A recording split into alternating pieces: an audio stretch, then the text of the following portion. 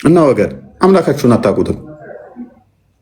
ክርስትናን በማቆሸሽ በማጥላላት በመሳደብ እኛ ላይ ፕሮፓጋንዳ በመንዛት እፎይ እንደዚህ ነው እፎይ እንደዚህ ነው በማለት እስልምናን አትታደጉትም። እስልምናን በእንደዚህ አይነት ሁኔታ ኡስታዞች ልንገራችሁ ቁርጣችሁ ቲክቶካችን ላይ ገብተው ከሚማሩት በላይ በብዙ ቁጥር በውስጥ የሚያወሩን ይበልጣሉ። ሙስሊሞች ስለሚፈሩ እናንተን ዛቻ ስለሚፈሩ እዚህ የሚመጡትን ምን ያህል እንደምታስፈራሯቸው በውስጥ እንዴት እንደምታሰቃዩቸው መረጃዎቻችሁ ስላለ እንዴት እንደምታሰቃዩቸው ከዛ የእኛን ስም እዛችሁ ስም በማጥፋት እኔ ስማችሁንም አልጠራችሁ ስማችሁን እንኳን አልጠራ ንቄ ስለምተዋችሁ 24 ሰዓት በቴሌቪዥን ፕሮግራማችሁ እንኳን ሳይቀር ፖድካስቶች ላይ ሳይቀር ስሜን እያነሳችሁ ስም ለማጥፋት ከፌስቡክ እስከ ቲክቶክ ከቲክቶክ እስከ ዩቱብ ከዩቱብ እስከ ቴሌግራም ከቴሌግራም እስከ ዩቱብ ፖድካስቶች ላይ ከሱ አልበቃ ብሏችሁ ቴሌቪዥን ፕሮግራም ላይ ስሜን እየጠራችሁ ስም ታጠፋላችሁ። አትታደጓቸውም። በእንደዚህ አይነት ሁኔታ አትታደጓቸውም። በእንደዚህ አይነት ሁኔታ እውነቱን አስተምሯቸው። እፎይ እንዲህ ነው እፎይ እንዲያ ነው እፎይ እንዲህ ነው በማለት ትውልዱን አትታደጉትም። ትውልዱ ጭንቅላት ያለው ነው፣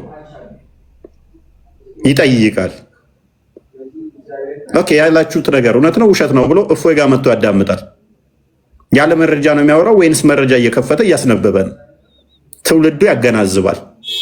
ለጊዜው በፕሮፓጋንዳችሁ ልሸውዱት ትችላላችሁ። ጭንቅላት ያለውና ጭንቅላቱን የሚጠቀም ግን የሆነ ቀን ላይ በዛ ይሄ ነገር ለመዋሹት ብሎ ጥሏችሁ ይወጣል። ታውቁታላችሁ ደግሞ እያመለጣችሁም እንደሆነ ወጣቱ እያመለጣችሁ ብዙ ሰው እያመለጣችሁ እንደሆነ ታውቁታላችሁ። ራሳችሁ ሳፈልጉ ተናግራችሁታል።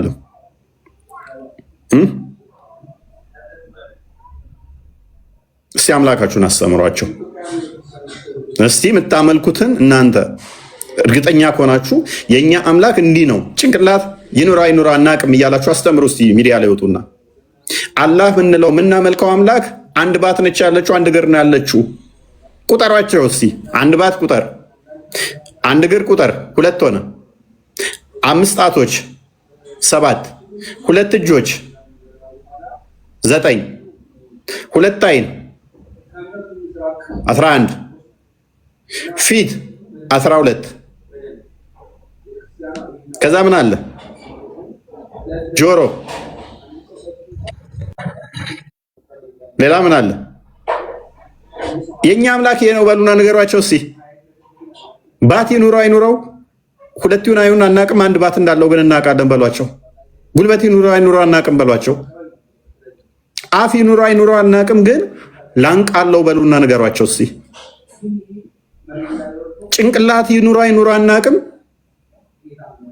ጣቶች 5 አሉ በሉና ንገሯቸው እስቲ።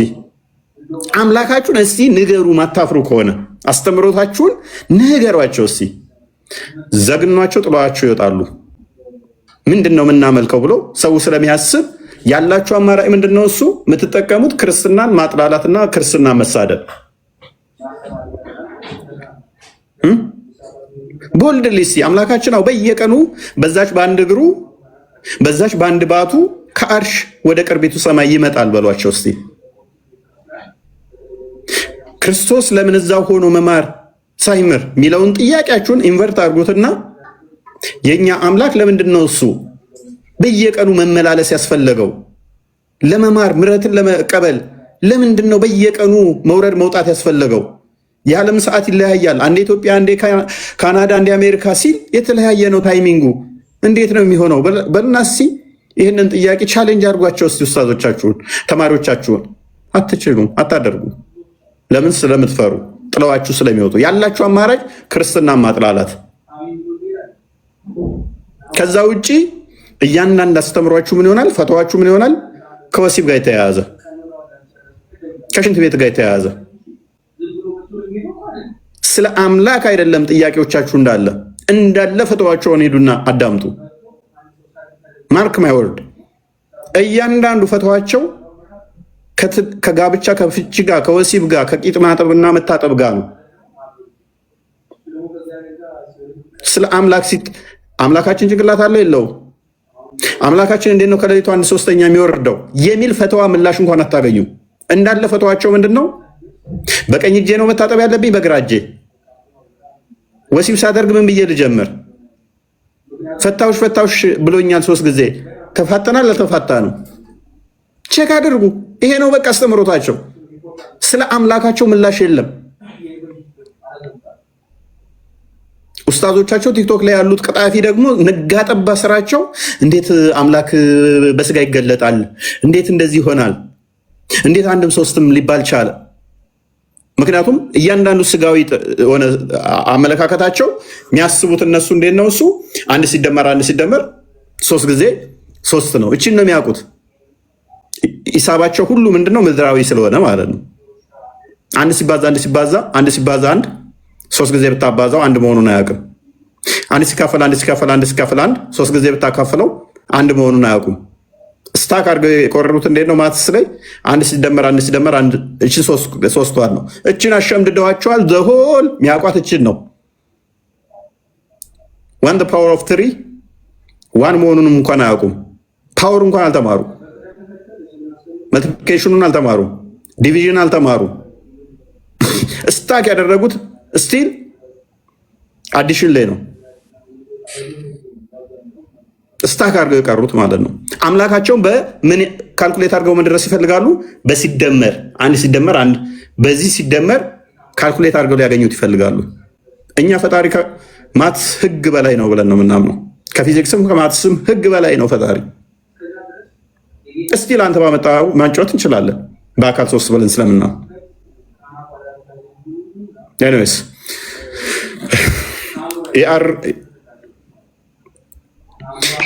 ሰላም እፎይ ኤርሚያስ እባላለሁ።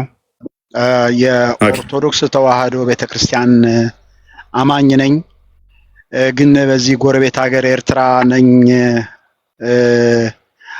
ላመሰግንህን የመጣሁት በትክክለኛው ወቅት በትክክለኛው ጊዜ ትክክለኛ የክርስቲያኖች ልጅ ለብዙዎች የመዳን ምክንያትም እየወንክ ነውና በእግዚአብሔር ስም መጀመሪያ እግዚአብሔርን ነው ማመሰግነው።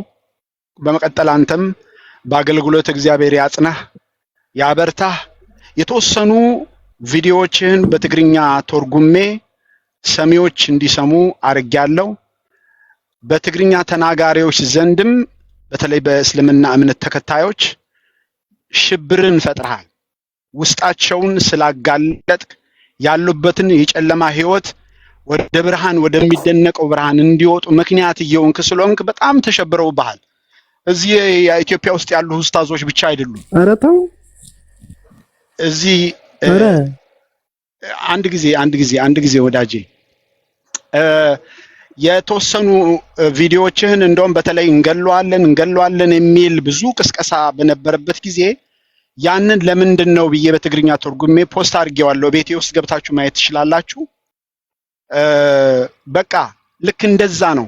በተለይ የዚህ የምስልምና እምነት አንተም በምትናገረው ነገር መሰረት በማድረግ የምንሰማቸው ነገሮች አሉ። በተለይ አሁን በዚህ በቅርብ ጊዜ አንድ ኡስታዝ አለ ኤርትራ በዚህ በስደት ሀገር የሚኖር 3 ምርጫ ነው ያለን። ህዝቡ የኤርትራ ህዝብ እስላም ከሆነ በሰላም ይኖራል፣ አለበለዚያ ግብር እናስከፍሏለን፣ አለበለዚያ እንዋጋዋለን። ይሄንን የምናደርገው ግን ኃይል ሲኖረን ነው፣ በቁጥር ስንበዛ ነው ይል ነበርና ይሄንንም ራሱ ፖስት አድርጌላችኋለሁ። ብዙ ሰዎች ነው የሚከታተሉት። እኔ እንደ አንተ እባክህን አንድ ጊዜ ወንድሜ፣ እኔ እንደ አንተ አንድ ቀን ምናልባት ከምታረጋቸው ፕሮግራሞች አንድ ቀን በትግርኛ እየተተረጎመ እቤት ላይ ማንኛውም ትግርኛ ተናጋሪ መጥቶ እንዲጠይቅ የምናረግበትና በትግርኛም የምትሰጠውን አስተምሮ የምታስነብበውን የቁርአንን የሐዲሳትን ጽሁፋት በትግርኛ እያስተረጎምን የሙስሊምና እምነት ተከታይ ትግርኛ ተናጋሪዎችም ወደ ኦርቶዶክስነት ወደ ክርስትናነት እንዲመጡ የሆነ ነገር በታረግ ጥሩ ነው ብዬ አስባለሁ። ስለሰጠኝ እድል አመሰግናለሁ። እግዚአብሔር ይስጥልኝ። ሁላችንም በእምነታችን እግዚአብሔር ያጽናን። ቴንክ ዩ። ኦኬ፣ እሺ፣ በርቱ። ጥሩ ነው። ያ እንደዚህ ተርጉሞት ማለትም ኤርትራውያን ብዙ አሉ። ጀስ እኔም በውስጥ የሚያወሩኝ ጥሩ ነው። ያው ሁላችንም በምንችለው ላይ ያው መሳተፍ አለብን። እስኪ እንደ አቅማችን እንሞክራለን። አሉ ትግርኛ የሚችሉ እናውቃቸው አሉ፣ የምንግባባቸው ከኛ ጋር ምን የሚሰሩም አሉ። ብቻ ያው የኃይልና የአቅም ማነስ ይኖራል። ማለትም ኢንተርስቱም አንዳንዴ ኢንተርስት ከሌለ እንትን ማለት ማስቸገር ይሆናል።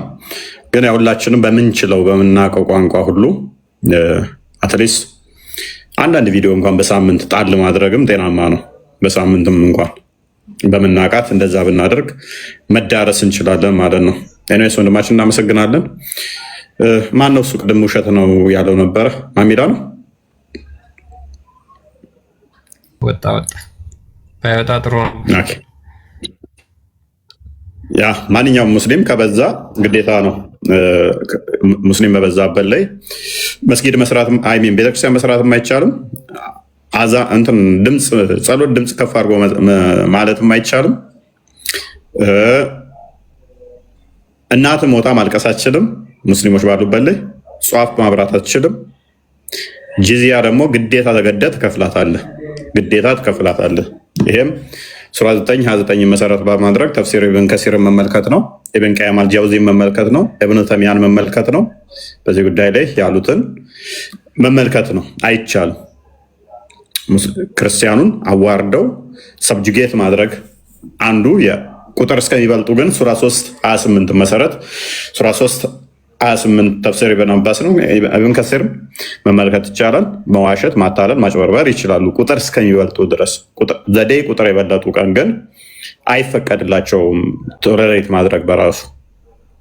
ቁጥር እስከሚበልጡ ድረስ ግን ጨዋ መሆን፣ ማስመሰል፣ እኛ ጨዋነን፣ የዋህነን፣ አዛይነን አይነት መጫወት ቁጥር እስከሚበልጡ ድረስ ይፈቀዳል። ቁጥር ከበለጡ ግን አይቻልም። በፍጹም ጓደኛም ማድረግ አይፈቀድም።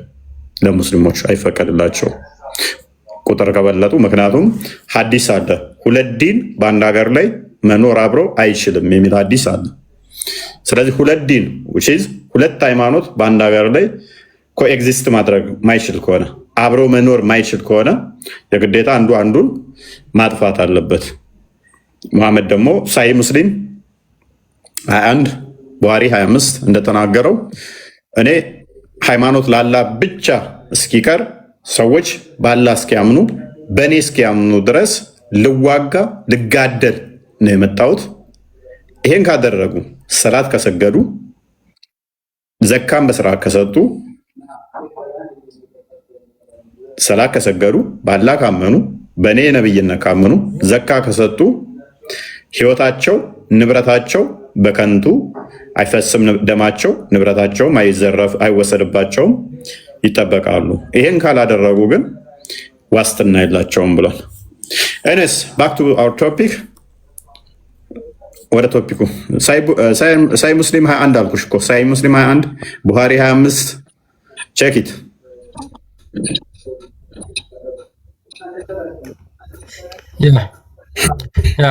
ወደ መጀመሪያው ቶፒካችን እንመለስ እና ሜይ ቢ አዲስ የገባችሁ ካላችሁ አላህ ይስቃል የሚል ቶፒክ ነው የያዝነው። እንግዲህ በእስልምና አላህ ይስቃል የሚል አስተምሮ አለ። ማለትም ፈጣሪያቸው እንደሚስቅ ያምናሉ። ስለዚህ ከዚህ አሳሳቅ ጋር በተያያዘ ነው እየጠየቅን ያለ ነው። ሜይ ቢ ማሚል አለ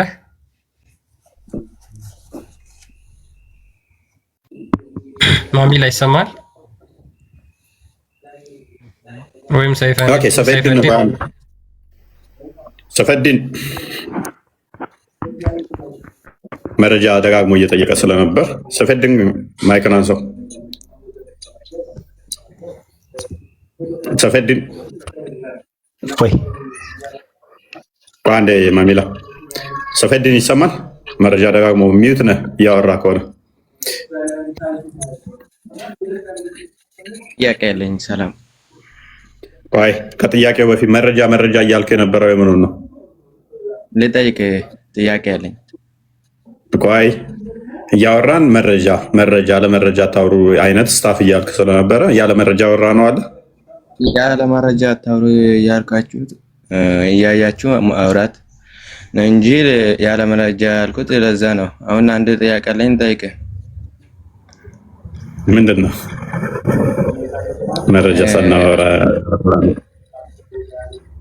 ከፍተህ ማውራት ነው እንጂ ያለ መረጃ አታውራ። እና ጥያቄ ልጠይቅህ።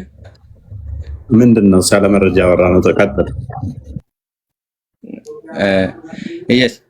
ኢየሱስ አምላክ ቃል በቃል እኔ አምላክ ነኝ የሚልበት ቦታ አለው? ክርስትና አስተምሮት ቃል በቃል ፈርዖን እኔ አምላክ ነኝ ብሏል። ታመልከዋለህ? አውጣ እስኪ ስለ ክርስትና። ፍርዓውንን ተው።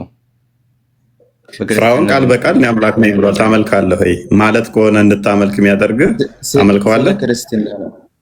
ስለ ክርስትና ነው። ክርስቲያን ፍርዓውን ይሻላል እና ክርስትና ላይ ካለ ፈርዖን ይሻላል። መልካም። ከክርስትና ፈርዖን ይሻላል ይሻላል። አምጣልኝ፣ አሁን አምጣልኝ። ቆይ ከክርስትና ፈርዖን ይሻላል? አሁን አምጣልኝ አልኩህ።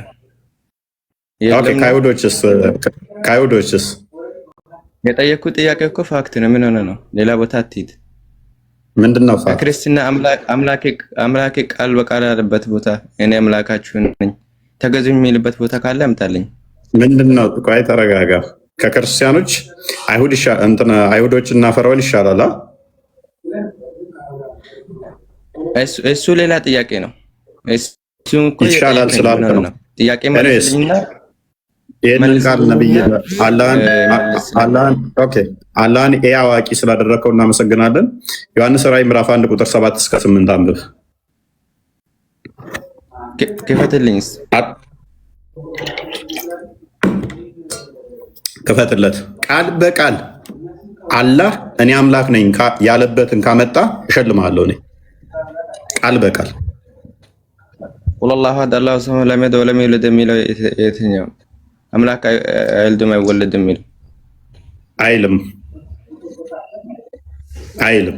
በስርዓት አስተካክል እና ቀራ ደግሞ ስቀር አንብብና ማይክን አንሳና ቁጥር 7 አድርገው። ከቁጥር 7 ጀምሮ አንብብ። ማይክን አንሳና ማይክን አንሳ። ምንድን ነው የሚለው? እናው ከደመና ጋር ይመጣል። ከደመና ጋር ይመጣል ነው የሚለው። ከደመና ጋር የሚመጣ አምላክ ነው ወይንስ ፍጡር ነው? ከደመና ጋር የሚመጣ አምላክ ነው ወይንስ ፍጡር ነው? ኢሳም እኮ አንደኛ አርሽ ነው ያለው። ምን ሆነ ነው? ኢሳ እኮ ይመጣል። ኢየሱስ ምትበት ማለት ነው። ሰምታችሁታል። ኢሳም እኮ አርሽ ነው ያለው። ቴንክ ዩ። አርሽ ላይ ፍጡር የለም ብለው ያምናሉ። አርሽ ላይ ነው ያለው ብሎናል። ኦኬ። ከደመና ጋር ይመጣል። ሎክ እኛም እንደዛ ምናምን ከደመና ጋር ይመጣል። ከደመና ጋር መምጣት የሚችለው ፈጣሪ ብቻ ነው። ሱራ 210 ላይ በደመና ይመጣል ተብሎ የተነገረልን ለአላህ ስለሆነ እንዳንተ ማስተምሮ ማለት ነው። ከደመና ጋር ይመጣል። አይንም የወጉትም ሁሉ ያ የሚመጣው በደመና የወጉት ሁሉ የሚያዩት ክርስቶስ ስለኛ የተወጋው የምድር ወገኖች ሁሉ ስለ እርሱ ዋይ ዋይ ይላሉ። አሜን። ከፍ አድርገው ያልከው እኮ እንደ ክርስትና ምን ሆነ ነው? እንደ እስልምና አለ እኮ እንደ እስልምናም እንደ ክርስትናም በደመና ክርስትናው እስልምናው ከክርስትና የኮረጀው ስለሆነ እስልምና ተነጻጸረ እንጂ ምን ሆነ ነው? በደንብ አነጻጽራለሁ። እስልምናው ኮረጀው ስለሆነ በደመና እመጣለሁ ክርስቶስ ብሎ የተናገረውን መሐመድ ደግሞ ኮረጀና አላህ ነው በደመና የሚመጣ ብሎ ለመሐመድ ሰጠው። ያለውና የነበረው የሚመጣው ሁሉን የሚገዛ ጌታ አምላክ አልፋና ኦሜጋ። አንብብ ይሄንን ቆይ ይሄንን አንብብ። ቆይ አሳያለሁ፣ ሰጣለሁ። ሐዲስ ኩርሲ 1840ኛው ላይ መሐመድ ቀጥታ ኮርጆታል። አንብብ። ይሄንን ቃል በቃል የለህም። አንብብ። ቃል በቃል የለህም ነው ጥያቄ። አንብብ። ምን ሆነ ነው ጥያቄ? አምላክ ነኝ የሚል አይደለ? አንብብ። ያው አንብበው። ምን አደንገር አለ? አንብብ። አልደነገርኩም። አይዞህ፣ በአንተ ድምፅ ነው መስማት የፈለኩት። አንብበው ወዳጄ። እኔ ወዳጅ አይደለሁም። አንብበው እዛው። እሺ አንብበው። ጠላቴ አስረዳኝ። አንብበው ጠላቴ። አምላኬ ይሄ ነው ቃል በቃል ይሄ ነገር ብሎ ነው። ለዛ ነው የምናመልከው ብለህ አስረዳኝ። ኦኬ። ያለውና የነበረው አዳምጥ። በቃ ጭንቅላት የሌለው አምላክ ስላልሆነ ጭንቅላት የሌለው አምላክ ስለማላመልክ አላፍርም እኔ። ኤኒዌይስ ያለውና የነበረው የሚመጣ ሁሉን የሚገዛ ጌታ ምን ያለ የሚመጣ ምን የነበረው ያለው የሚመጣው 53 አንተ ጋርም ይኸው ስለተነገረ ማለት ነው። ያለውና የነበረው የሚመጣው ሁሉን የሚገዛ ጌታ አምላክ አልፋና ኦሜጋ እኔ ነኝ። ማይክን አንሳው ሰይፎ ስበድን ክርስቶስ የተወጋው እንዲሁ ቃል በቃል ያለው ደግሞ አምጣልኝ። ይኸው አሳየንህ እኮ የተወጋው ቁጥር 7 ላይ የተወጋው ይመጣል። ሲመጣ ምን ይላል? ያ የተወጋው ምንድን ነው? ምን ይላል? ይሄማ ዮሐንስ አይደለም ያለው? እፎይ ይሄን እኮ ዮሐንስ ነው አይደል ያለው? አላወራም። ምን ሆነ ነው? አዳምጥ። ምንድን ነኝ ይላል? እኔ አልፋ ኦሜጋ ነኝ። አልፋና ኦሜጋ የሚሰጠው ለፈጣሪ እንጂ ለፍጡር አይደለም። አንድ ሁሉን የሚገዛ ጌታ አምላክ ይላል። ማን ነው የሚለው? እርሱ የሚለውን እየጻፈልን ነው ዮሐንስ በራእይ ያሳየውን። አንተ አሁን ከፍትልና አንድ እሸልምሃለሁ። ልክ እንደዚህ እንዳመጣውልህ አንድ ጥቅስ ብቻ ቀጥታ ይኸውልህ፣ ቃል በቃል ነው። ጅብሪል ለሙሐመድ ነግሮት ሙሐመድ ለሚጽፉ ነግሮት የሚል ተረት ተረት አይደለም። ቀጥታ አላህ የተናገረውን ካመጣ ይሄን አካውንት አሁን ሰጥሃለሁ፣ ንጽጽር አቆማለሁ። አላህ እኔ አምላክ ነኝ ያለበት ብቻ ሳይሆን እኔ አምላክ ነኝ ያለበት ብቻ ሳይሆን አላህ የተነፈሰበትን ቃል በቃል አትደንግጥ፣ አትሸበር። አምላክ ነኝ ማለት ብቻ አይደለም፣ የተነፈሰበትንም ይሁን አንድ ድምፅ ያወጣበትን ቃል በቃል ጅብሪል መጥቶ ጅብሪል ለሙሐመድ ነግሮ ሙሐመድ ለሚጽፉት ነግረው እኛ የሚጽፉትን አንብበን የሚል ሳይሆን አዳምጥ፣ አንብባውን አምጣውን አላህ የተናገረበትን አምጣልኝና አመጣልሃለሁ። ወንድ ከሆንክ ከላስ ቃል በቃል አለው። ምን ሆነ ነው? ከሰርተውንና ታጣጣ አድርጋለህ አይሻልም? በዚህ አንተም ተፍራ ትላለህ። ይህንን ጭንቅላት እዛ አላህም ጭንቅላት የለውም። አላህና መሐመድም አልፈሩኝ። ይሄ ግን አይ የእውነት ዮሐንስ ተናገረ አይደል? ዮሐንስ ከራሱ አይደለም የተናገረው፣ ራእይ ነው። ክርስቶስ ያሳየውን የገለጸለትን እየነገረ እየጻፈ ነው። እናንተ ማምጣት ይባልም ነብያችን እኮ የተናገረው አይደል? እናንተ ማምጣት ትባሉ። አንተ እኮ እንዲህ ብለህ ነው የምታምነው አይደለ? አላህ ለጅብሪል ነግሮ ጅብሪል ለሙሐመድ ነግሮ ሙሐመድ ለእኛ ነገረን ብለህ አይደል የምታምነው? አዎ በሚገባ። ታዲያ ለምን ትጠይቁናላችሁ? እንደዛ ብለህ የምታምን ከሆነ አንደኛ ሉክ እኛ እንዴት እናምናለን መሰለህ? ቀጥታ ክርስቶስ ለዮሐንስ የነገረው ዮሐንስ ራሱ ነው የጻፈው። አስተውል፣ ዮሐንስ ራሱ ነው የጻፈው። በደንብ አስተውል። የእናንተ ግን ሙሐመድ ራሱ አይደለም የጻፈው። ሙሐመድ ሰምቶ ከማን ሰምቶ? አላህ ለሙሐመድ ለጅብሪል፣ ጅብሪል ለሙሐመድ፣ ሙሐመድ ለጸሐፊ ጽፎ ለጸሐፊ ነግሮት ጸሐፊው የጻፈውን ነው አንተ የምታነበው። እኛስ ቀጥታ ክርስቶስ ለጸሐፊው የነገረውን ነው የምናነበው። ልዩነታችን ያ ነው ብሎ ኤነስ ወደ ቶፒክ ኢሳያስ ላይ እንዳለው እግዚአብሔር እንደተናገረው ወደ ቶፒክ መልሰው አንዴ ወደ ቶፒክ ተመለስ። አንዴ ተረጋጋ። የኛ ቶፒክ ላይ እስካሁን ማውራት ትችላለህ። አንድ አምላክ አላህ ይስቃል ብለህ ታምናለህ? አላምንም። አላህ ይስቅም አታምንም? ኦኬ፣ አይስቅም ብለህ ታምናለህ? አዎ አልኩ። ኦኬ፣ እጅ እግርስ አለው ብለህ ታምናለህ? የፍጡር አይነት የለውም ግን የራሱ ይሆናል። ዓለምን የፈጠረበት እኔ መቼ የማን የሚመስል እጅ እግር አለው ብዬ ጠይቄሃለሁ? አይ እየነገርኩህ ነው ነገሩን። ኦኬ፣ እችን አዲስ እስቲ ፈስርልን። እሺ፣ ይስቃል አላህ የሚለው እናንተ አንብቡት። እኛም አነበብ ነው ደጋግመን። አይን አልነበረ አብደላ ተከታተለ ብራንዴ። ኦኬ፣ ቀጥልሽ ክርስቲያን። ኦኬ፣ አይ ቲንክ አላህ እጅ እግር አለው ምናምን ብለህ የምታምን ከሆነ አላህ እንደሚስቅ አልነገሩህም ማለት ነው። ኤኒዌይስ እናንብብልህና ከዛ በኋላ እንጠይቃለን። ኢብን ማጃ 181 ላይ ነው ያለው። the messenger of Allah said አላህ መልእክተኛ እንደዚህ አለ Allah laughs at the despair of his slave although he soon changed it ምን ይላል አላህ ተስፋ በሚቆርጡ ባሮቹ በዛው ደግሞ ሐሳባቸውን በሚቀይሩት ይስቃል I said oh messenger of Allah that the Lord laugh ያላህ መልእክተኛ ሆይ አላህ ይስቃልን he said yes አዎ ይስቃል I said we shall never be deprived of good by a Lord who laughs ከሚስቅ ጌታማ መልካም ነገር አናጣም ኦኬ አንድ አምላክ ሶማል ኦኬ አይ ቲንክ የዋብያን አቂዳ የምትከተለው ያላህን ባህሪ ድና የሚያደርግ ከእስልምና ይወጣል ብለው ነው የሚያምኑት። አንድ አላህ ይስቃል፣ አላህ እጅ አለው፣ አላህ እግር አለው። ይሄንን ድና የሚያደርግ ከእስልምና ይወጣል ብለው ነው የሚያምኑት። ተዊል ማድረግ ራሱ በዚህ ላይ አይቻልም ብለው ነው የሚያምኑት። ምንም ምሳሌያዊ ነው እንደዚህ ነው ማለት አይቻልም። አዎ አላህ ይስቃል፣ እንዴት ይስቃል አናውቅም ብለው ነው የሚያምኑት። አላህ እጅ እግር አለው ብለህ ከሚያምኑት ውስጥ ነህ። አላህ ግን አይስቅም ብለህ ከምታምን ነህ ደግሞ አንተ። ኦኬ ምን ብለህ ነው የምታምነው? እሺ ይሄንን ምሳሌያዊ ነው ብለህ ነው የምታምነው ወይንስ ምንድን ነው ብለህ ነው የምታምነው? አይስቅም ስትል ያው እንዳልከው ምሳሌያዊ ብዬ ነው። ስለዚህ ይህንን አላህ ይስቃል ብለው የተናገሩ ተሳስተዋል ማለት ነው። እኔ አያስማማኝም ነው እንጂ ተሳስተዋል አይደለም። እኔ አልተስማማበትም። ተስማማህም ማለት እኮ እነሱ ትክክል አይደሉም እያልክ ነው በእኔ ሎጂካ።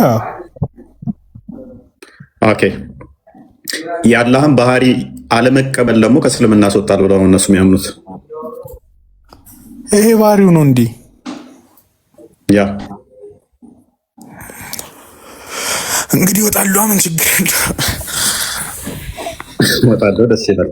ኦኬ ማሚላ ይወጣልሽ። እወጣለሁ። ደስ ይላል።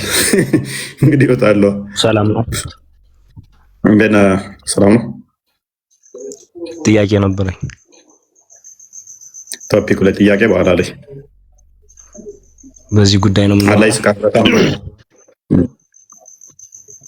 አምናለሁ። ኦኬ ሳቅ ማለት ምን ማለት ነው? ፈገግታ እንደ ማለት ነው። ፈገግታ በምንድን ነው ፈገግ የሚባለው? የሰው ነው ፈጣሪ። ሳቅን ነው ዲፋይን እያደረግን ያለ ነው። ሰው ይስቃል፣ በሆነ ነገር ሲያስደስተው ይስቃል። ኦኬ አላህስ ይስቃል ስትል አላህ ምን እያልክ ነው? እኛ የአላህ ስምና ባህሪያት አለው። ያን ማስተባበል ሆነ ምንም ማድረግ አንችልም። ካሁን ይስቃል አላህ ስትል እሺ ባህሪው ነው ማለት ፍጥረትን ሳይፈጥርም በፊት ይስቃል ማለት ነው አይደል? አላህ አናቅም። ይሄን አልተነገረንም። ያልተነገረን ደግሞ እኛ አናቅም።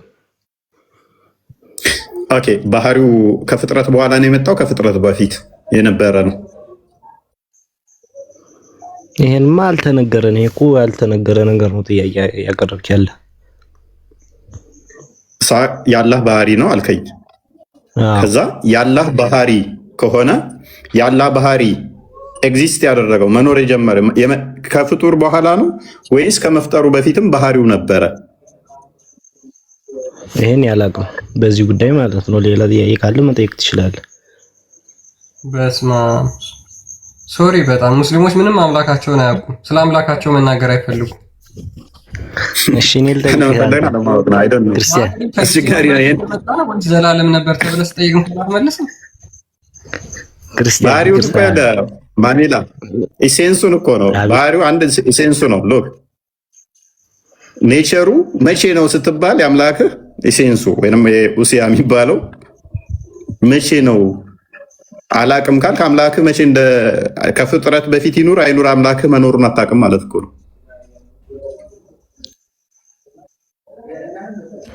አንተ እኮ አሁን በዚህ ጉዳይ እኔ ለማወዛገብ ነው። አንተ አሁን አምላኬ ከፍጥረት በፊት ይኑር አይኑር አላቅም እያልከኝ ነው። እንዴት እንትን ልበልህ ራሱ ወላ አላህ ሰማይና ምድር ከመፍጠሩ በፊት ነበረ። ሳቁ ባህሪው ነው አልከኝ። ያ ባህሪው ደግሞ ኤግዚስት ያደረገው ከፍጥረት በፊት አለ የለም ስል አላቅም። ለምሳሌ በቀላሉ ላስረዳ። ይሄ እቃ ነው አይደለ? የዚህ እቃ ሌሴ ይሄ እሳት ነው ብለህ አስበው። እሳት ነው። እሳት ማቃጠል ባህሪው ነው አይደል? ያቃጥላል አይደለ? ማቃጠል ባህሪው ነው የእሳት ወይንም ብረት የመጠንከር ባህሪ ያለው ጠጣር ነው ብረት። እሳት የማቃጠል ባህሪው ስለሆነ ማቃጠሉ መቼ ነው የመጣው ስለ አላቅም ልትለኝ አትችልም። እሳቱ ኤግዚስት ባደረገበት ሁሉ ባህሪው አብሮት አለ። ከአካሉ ስለማይነጠል ከእሳቱ ስለማይነጠል ባህሪው በራሱ ማቃጠል ስለሆነ ማለት ነው።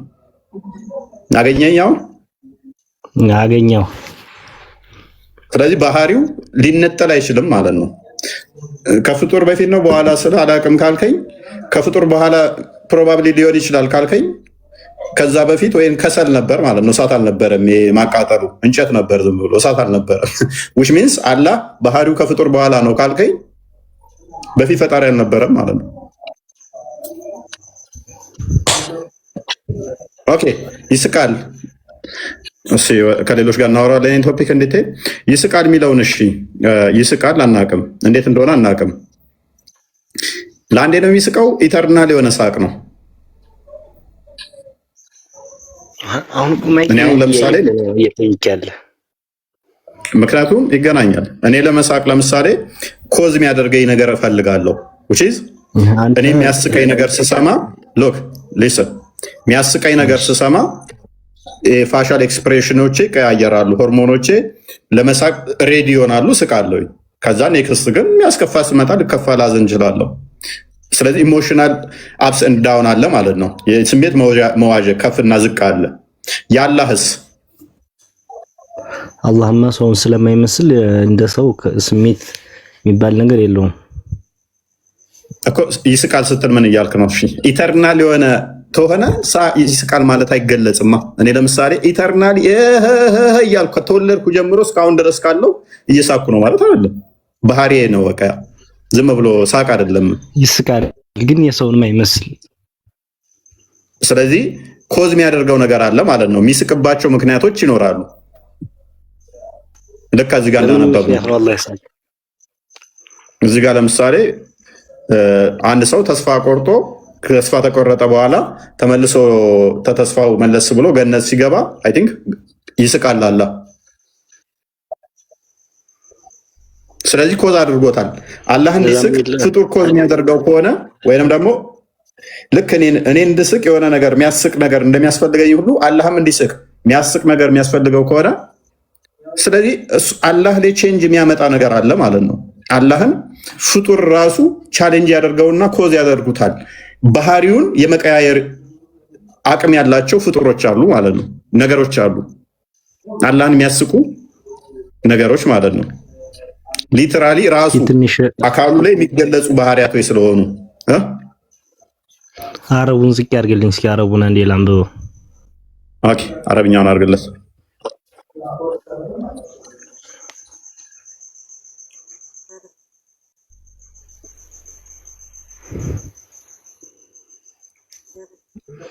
አሁን በዚህ ጉዳይ ብዙም አላውቅም። እኔ አሁን ልጠይቅህ፣ እኔ ደግሞ ጥያቄ ፈቃደኛ ከሆንክ ጠይቃለሁ። ቆይ ትንሽ ቆይ እኔማ ስክሪንሾት አድርጌዋለሁ። ሰው ጠይቄ እጠይቅሃለሁ፣ እመልስልሃለሁ ነገ ካስገባኝ ማለት ጠይቃለሁ። እሺ መጨረሻ ላይ እቀበላቸዋለሁ። ጠርተዋል።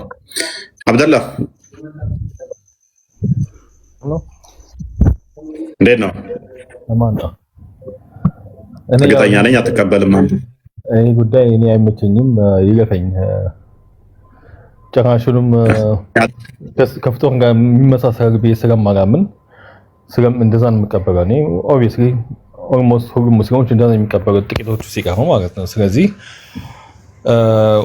ወይም የተጻፉት ለምሳሌ ግልጽ እንደዚህ ከሰው ጋር የሚያመሳስሉ ጸባዮቹ በኤግዛምፕል ወይንም ደግሞ በታዊል ታልፈዋለህ አይቻልም የሚሉት እለፋቸው ገባህ አይደል? ግን እንደዛ ነው የሚደረገው፣ ሲደረግ የነበረው ማለት ነው። ተተርጉሙ ምን ላይ ሰጥቶበታል? አሁን ተዊል ፍቺ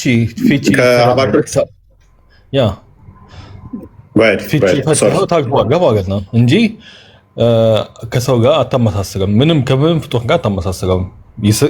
የሚስቅ ከሆነ ከሚስቅበት ጽሁፍ ካለ በታዊል ታርፈዋለህ፣ በፈተኸው ማለት ነው። ከዛ ውጪ ግን ሰው ይስቃል፣ እሱም ይስቃል። ያም አጋር እንደዛ ለምሳሌ አይመችም። እንደዛ ማለት ማንፈልግ ያን ለማለት ነው የገባሁት ማለት ነው። ሁለተኛ ደግሞ አላህ በአንድ አያ እኔ ጌታ ነኝ የሚለውን ጠይቀህ ነበር እና ዝም ቢሳገጋበት የሆነ አያ ትዝ አለኝ። እሱ እስቲ ጣሃ 14 ከፈት እና አናምበው። አይመጣውም ዛሬ ነገር በኋላ ልናወራለን። ሊወጣ ነው ትንሽ ቆይቼ ልጆች ያስተኛለን። አንድ እናምበውና እንሂድ በኋላ ላይ አይሻልም? ቁጥር 18 ነው 20 14 እንትን ነው። አይመጣውም። ለምን መሰለም አይመጣው? ቀጥታ ከተባለ እሺ ቀጥልለት፣ ክፈትለት። እሺ የፈጠነው ሊድ ስላለ ነው፣ ልጆች ስላሉበት።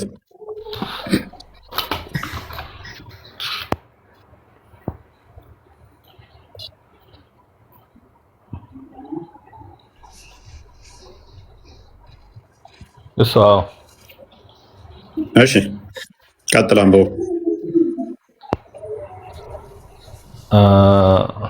እኔ አላህ ነኝ፣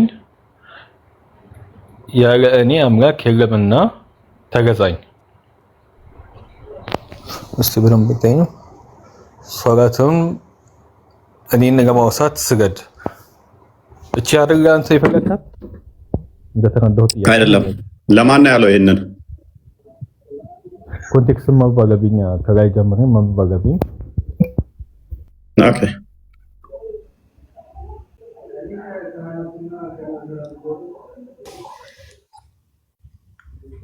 ጥያቄ ወደ በኋላ እያልከም ማለት ነው። አንዱ ሞዴሬተር ውስን እያደረገብን ጥያቄ ወደ በኋላ ብለን ስንቀመጥ አንዱ ሞዴሬተር ውስን እየወሰነብን እያስወረደን። እዚህ ቁጭ ብላ እያስወረደን ነው ትላለህ እንዴ? አይ ሌላ ጊዜ እኮ ነው የምነግርህ። ሌላውን ጊዜ እኮ ነው የምነግርህ። መች ወረድክ? ፖዝ ኮንክ ትወርዳለህ። ፖዝ ኮንክ ትወርዳለህ። ለዛ ነው ፖዝ ኮንክ ትወርዳለህ። ለዛ ነው አብደላ ተመለስ አንዴ። እሺ አንዴ ልንገርህ የእኛን አርጉመንት። አብደላ ተመለስ። ችግር የለውም። በቃ አርጉመንቱን ልንገርህ። ቃል በቃል ከተባለ ሎክ ቃል በቃል ከተባለ እኔ ለአንተ ቀጥታ የነገርኩህ እንጂ እኔ ለክርስቲያን ነግሬው ክርስቲያን ለአንተ ነግሮህ አንተ ለማሚላ ምን ነግረው አይደለም። እናንተ ቁርአንን ምንድን ነው የምታምኑት? አላህ ለጅብሪል ነገረው አይደለ? የስ ጅብሪል ለመሐመድ ነገረው አይደለ?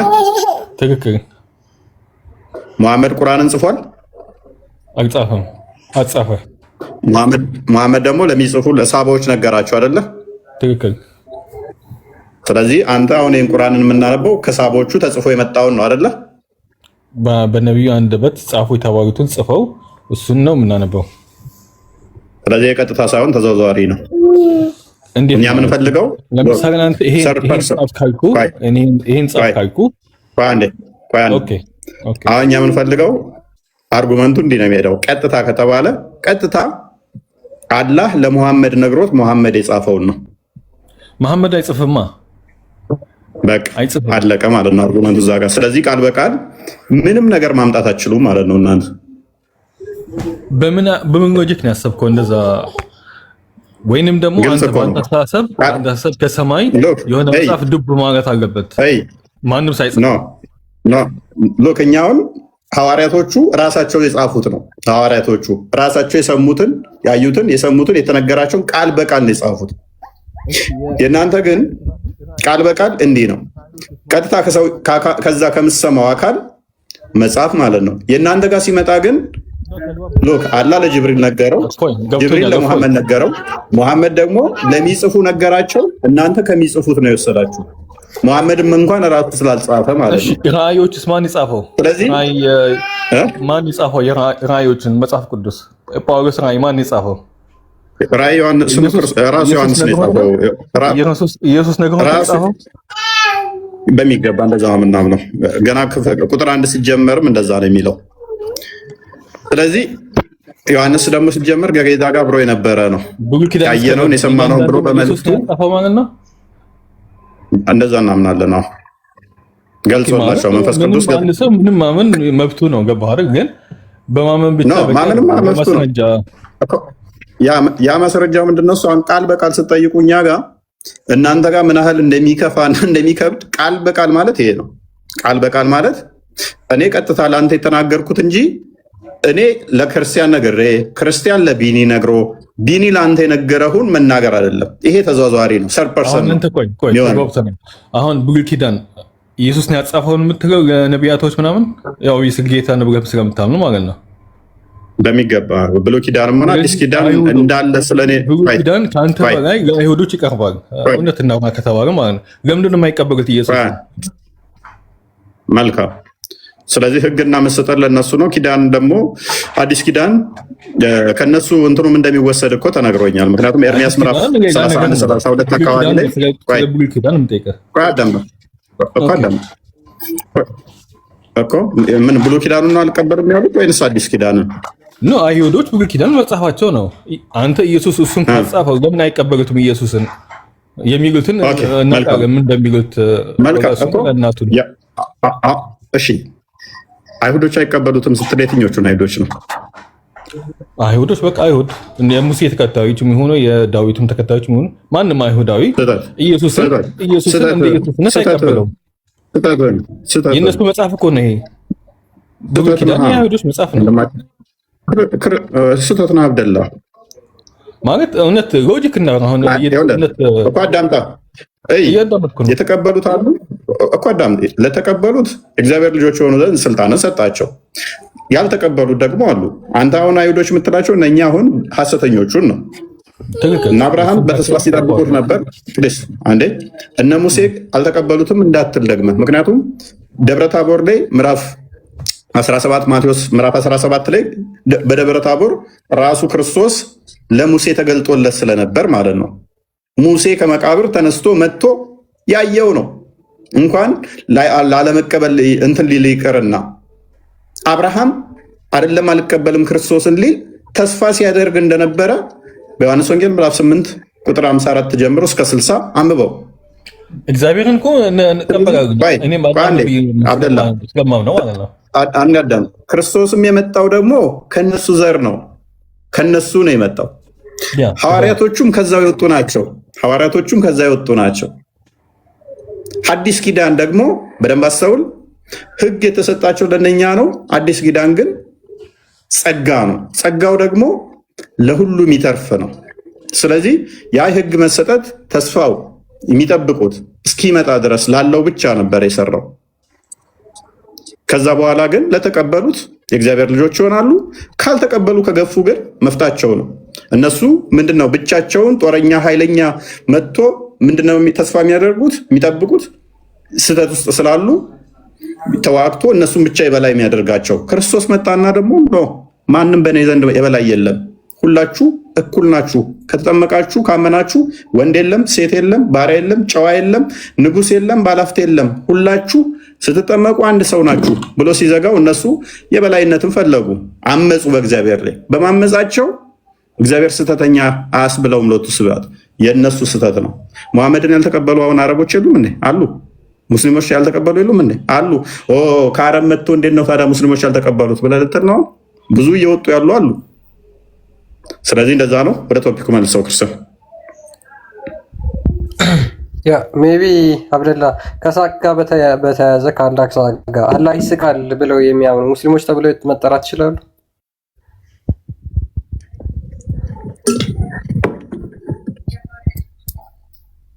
አሁን አጠገብም አሚላ አላህ ይስቃል ብሎ ተናግሮ ነበርና እንደሚስቅ አፈርም ያደርጋሉ። ነገር ግን እንዴት እንደሆነ አናውቅም ነው። ቅድም ብያለሁ እኔ አላህ ከምንም ፍጡር ጋር አይገናኝም ወይም አይመሳሰልም። ስለዚህ በዛ ስለማምን ይስቃልም ቁጭ ይላልም ምናምን ይወጣል ይሰቀላል የሚለውን በሙሉ አልቀበልም ማለት ነው። የኢብኑ ተይሚያን ስለዚህ አቂዳ አትቀበልም ማለት ነው። ፈጣሪ መኖሩ የተረጋገጠው ሲሄድ ሲመጣ ሲቆም ሲነሳ ሲቀመጥ በእነኚህ ካልተገለጠ ተይሚያ ከ700 ዓመት በኋላ ይመጣ ከነቢ መሐመድ 700 ወይም 800 ዓመት በኋላ ይመጣ አንድ ሼክ ነው። ገባህ አይደል? እኔ እሱን አልቀበልም ባጭሩ ማለት ነው። ኦብቪየስሊ ኢስላም ነው የሚባለው ግን በዋሃብዮች ዘንድ ግን ትልቅ ቦታ የሚሰጠው ነው።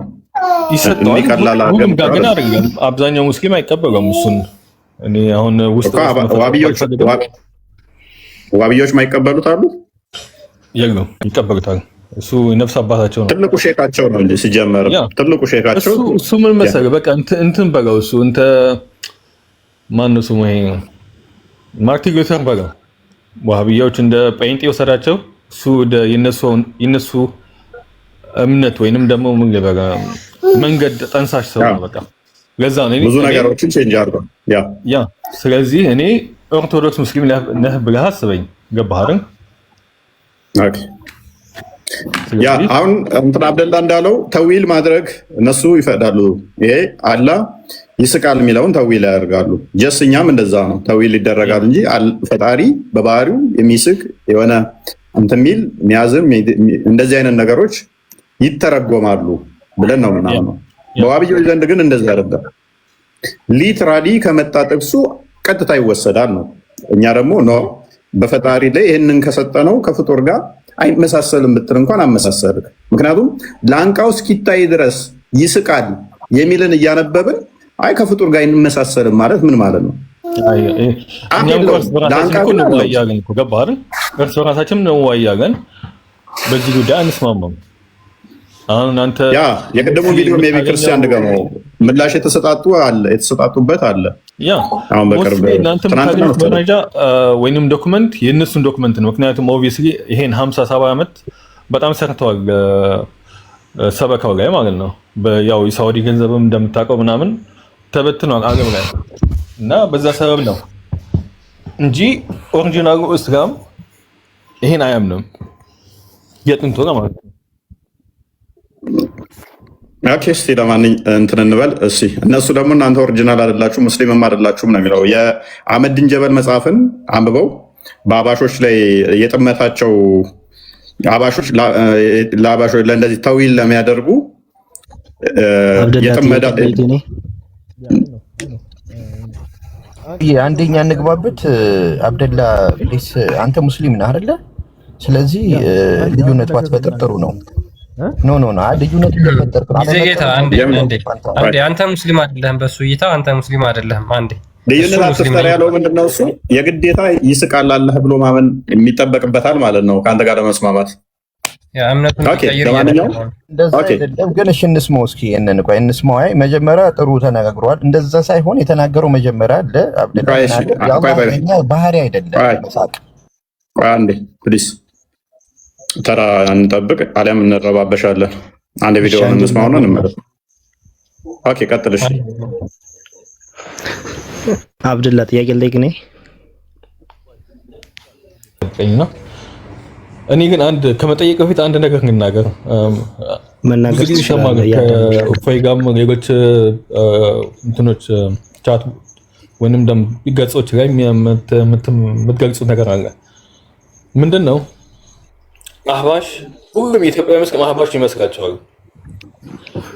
አህባሽን የመሰረታ ቅድም ራሱ የሆነ ቪዲዮ ገጠህ ነበር ከዛ ላይ ጉባልከው ማለት ነው። ስለዚህ አህባሽ ማለት ይሄ አብደላ አልሐራሪ የሚባለው ሰውዬ እሱ የመጣው አስተምሮት ነው እንጂ እስልምና ኦልሞስት ከ1400 ዓመት በፊት ኢትዮጵያ ውስጥ አለ።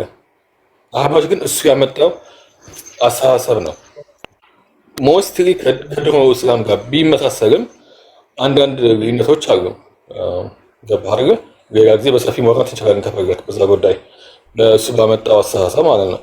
እሱ አስተሳሰብ ነው ከዋሃብያዎች ጋር የሚያጋጨው እንጂ ዋናው እስላም ኢቭን ዋሃብያም እንደምታውቀው 200 ዓመት በፊት የመጣ እምነት ነው። ግን እስልምና ኦልሞስት 1400 ዓመት ኦልሞስት 1500 ዓመት አካባቢ የተጀመረ እምነት ነው። ያን እምነት ነው እኔ የምከተለው ወይንም ደግሞ ማንም ኢንፍሉዌንስ አያደርግብኝ ቀጥታ ዳይሬክት ግን የምከተለው ማለት ነው። ያን ዞሮ አብደላ ዞሮ ሪዘምብል የምታደርገው ለአህባሾቹ ነው። ሱፊ ነኝ የምትልማ አህባሾች ወደኛ ሪዘምብል አድርጋለሁ የሚለን አስተካክል። ስለዚህ ምንም ሚስሪ ፕሬዘንት ያደረግነው ነገር የለም። አህባሽ አይደሉም እንድታውቀው እንፈልጋለን። ሁሉም የድሮ መስላም ማለት ነው። እሱ ችግር የለውም። እኛ የምንከተለው አብደላ ምንድን ነው? አንድ ሰው ሙስሊም ነው ሲባል መሰረት አለው አይደለ? እኛ የምንከተለው አህባሽን ነው ወይስ ዋቢያ እንደሚባለው ይሄ ድርጅትን ነው ወይስ እስልምናው ነው እኛ የምንከተለው? እንዳንተ አስተሳሰብ ኦኬ። የነብዩ ሰለላሁ ዐለይሂ ወሰለም ሱና ከዛ በተረፈ ነው አይደለ? ህጋትን ነው። አሁን እኛ እስልምና ከክርስቲያን ጋር የምንለያየው ብዙ ነገር እንለያያለን። እኛ በምድር ላይ ህጋትን ነው ህግ አለ፣ ያን ህግ ነው የምንከተለው። ስለዚህ አሁን አንተ አላህ ቀድም ያለሰክ አንተ ጋር እኔ ክርስትና ላይ አልገባም። ጀምር ህግ ሳይሆን ፕሊዝ ህግ ሳይሆን እስልምና ህግና ስርዓት አለው፣ መሰረት አለው፣ የሐሳብ ልዩነት አለው። ፎይ አንተ አታስተምረኝም ስለ እስልምና። ፎይ ግን እንደው እንደ ጥያቄ ጠይቅ። አሁን እንትና ስለ ህግ ካወራን ሌላ እንትን ውስጥ ልንገባ ነው። ስለዚህ አቂዳው ላይ ፎከስ እናድርግና ቶፒኩን ሽፍት እንዳናደርገው ነው። እናንተ በምን ትለያያላችሁ? በምን ትመሳሰላላችሁ? በቁርአን ታምናለህ፣ በሐዲስ ታምናለህ፣ ሙሐመድ ትላለህ በሚል ሌላ ነገር ውስጥ ገባን። በልክ የሆነ ቶፒክ ነው የሚሆነው። ጀስ ወደ ዋናው እኛ መሰረት እናንተ አንድ ነን ማለት ትችላላችሁ። ለምሳሌ በህጋቶቹ ተመሳስላችሁ በመሰረት በአምላክ ላይ ተለያይታችሁ አንድ ነን ማለት ትችላላችሁ። እኛ ጋር ግን እንደ ክርስቲያን ለምሳሌ የፈለገ በሌላው ብንስማማና በአምላክ እሳቤ ላይ እኛ ለምሳሌ ከካቶሊኮች ጋር ለምሳሌ በክርስቶስ ባህሪ ላይ ስለምንለያይ እንደሚድኑ እንኳን ትሪታ እናደርጋቸው። ስላሴ ቢሉ በፍቃድ ላይ ባለ ሁለት ነሽር በሚያምኑ ላይ ሲታይ ዘሆድ አመልጃ ምናምን ቅዱሳ ምናምን ተመሳሳይ ነው። እነኚህ ነገሮች ቅርንጫፎች ናቸው ብለን ነው ምናምን። አምላክ ላይ ከተለያየ በአምላክ ባህሪ ላይ ከተለያየ በአምላክ ሕሳቤ ላይ ከተለያየ ትወጣለህ ብለን ነው ምናምን። ሌሎቹ ደጋፊ ስለሆኑ ዶግማቲክ አይደሉም። ሌሎቹ ዶግማውን አቅፈው ወይንም ዶግማውን የሚያጠናክሩ ይኖራሉ፣ ሃይማኖቱን ሰፖርት የሚያደርጉ ማለት ነው። ዋና አምላክ ላይ ተለያይተ ከዛ በመዓት በአንድ አምላክ ሕሳቤ ላይ ተለያይተ 99 ህጎች ላይ ብትስማማ አድነው።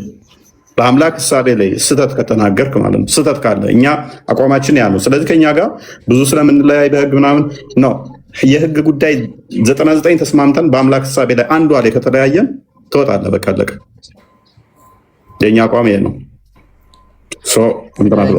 ፈለኩት እሱን አረዳ። አሁን በእናንተ ቅድም እንዳልከው አሁን ኦርቶዶክስ 81 ናት ከ1 እስከ 30 ምልጃ ምን ትላላችሁ? ጴንጤ ጋር ስትሄድ ደግሞ አይልም። ግን ባይብሉ ግን አንድ ነው። ባይብሉን ስናነብ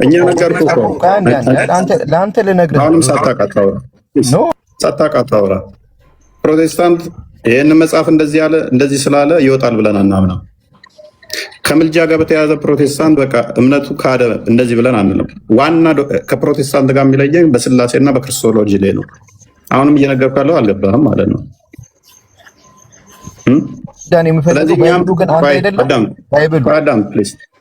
ዳግም ከገባ እኛ ባይብል አንድ መሆን ጉዳይ አይደለም። አንድ የሚያደርገን አንዷን ወንጌል ብቻ የዮሐንስን ወንጌል ብቻ ይዞ እምነቱ ትክክል ከሆነ ይድናል።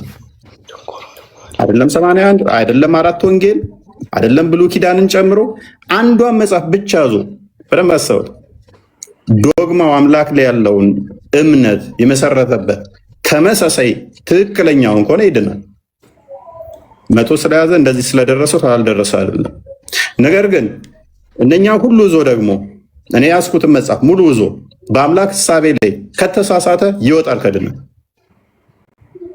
ስለዚህ እናንተ የሚያሳስበው መጽሐፉ ተመሳሳይ መሆንና ለመሆን አይደለም። መጽሐፉ ላይ ያለህ እምነት ድነትህን ሊያሳጣህም ሊያሰጥህም ይችላል እንጂ ብዛቱ መጽሐፍ መያዝና ለመያዝ አይደለም። መጽሐፉ ሳይደርስ አንዷን ጥቅስ ብቻ ሰምተህ ልድን ትችላለህ።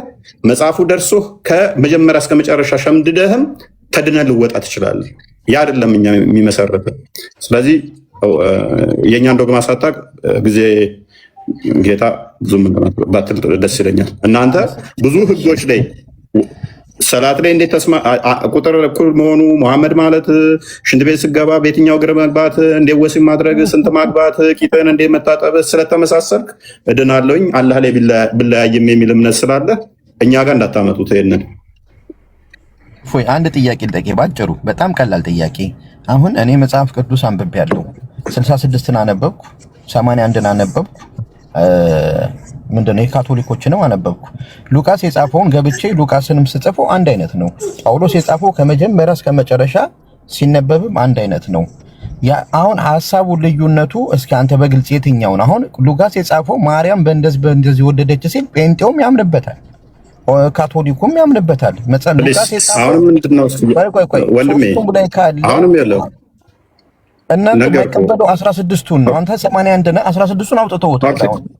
ኦኬ ዶግማችን እዛ ላይ በዛ አይደለም። ዶግማችን ልዩነት የመጣው ፕሊስ ሺዓዎች ከአንተ ጋር ተመሳሰሉና መጽሐፍን አይቀበሉ እምነትን ጋር አንድ ናቸው አይደሉ? አንድ አይደሉም ከአንተ ጋር። እኛ ክርስቶስ አምላክ ነው አይደለም የሚለውን በእነኚህ መጽሐፍቶች ምክንያት አይደለም የተለያየ ነው ወዳጄ። በእነኚህ መጽሐፍት ጉዳይ አይደለም የተለያየ ነው። እነኚህ መጽሐፍቶች በክርስቶሎጂ ላይ በስላሴ ላይ እንደዛ ልዩነት አላመጡብንም። ቢቀበሉትም አልኩ ስቲል ዛሬ ተቀብለውት በክርስቶሎጂ ላይ ያላቸው አቋም ታልተስተካከለ አይድኑም ብለን እናምናለን። አንተ የሚያሳስብህ ከላይ ያማልዳል ያማልድ የሚለው ነው። ይሄን አልመጻፍ የሚለው ነው ገና የሚያሳስብህ። በቀላሉ ሲምፕል ኤግዛምፕል ልስጥህ። ከኦሪየንታል ቸርቾች ጋር አንዳንድ መጽሐፍቶች ላይ ማንመሳሰልበት አለ፣ ግን ይድናሉ ብለን ነው የምናምነው። አሁንስ ይድናሉ እነሱ ብለን እናምናለን።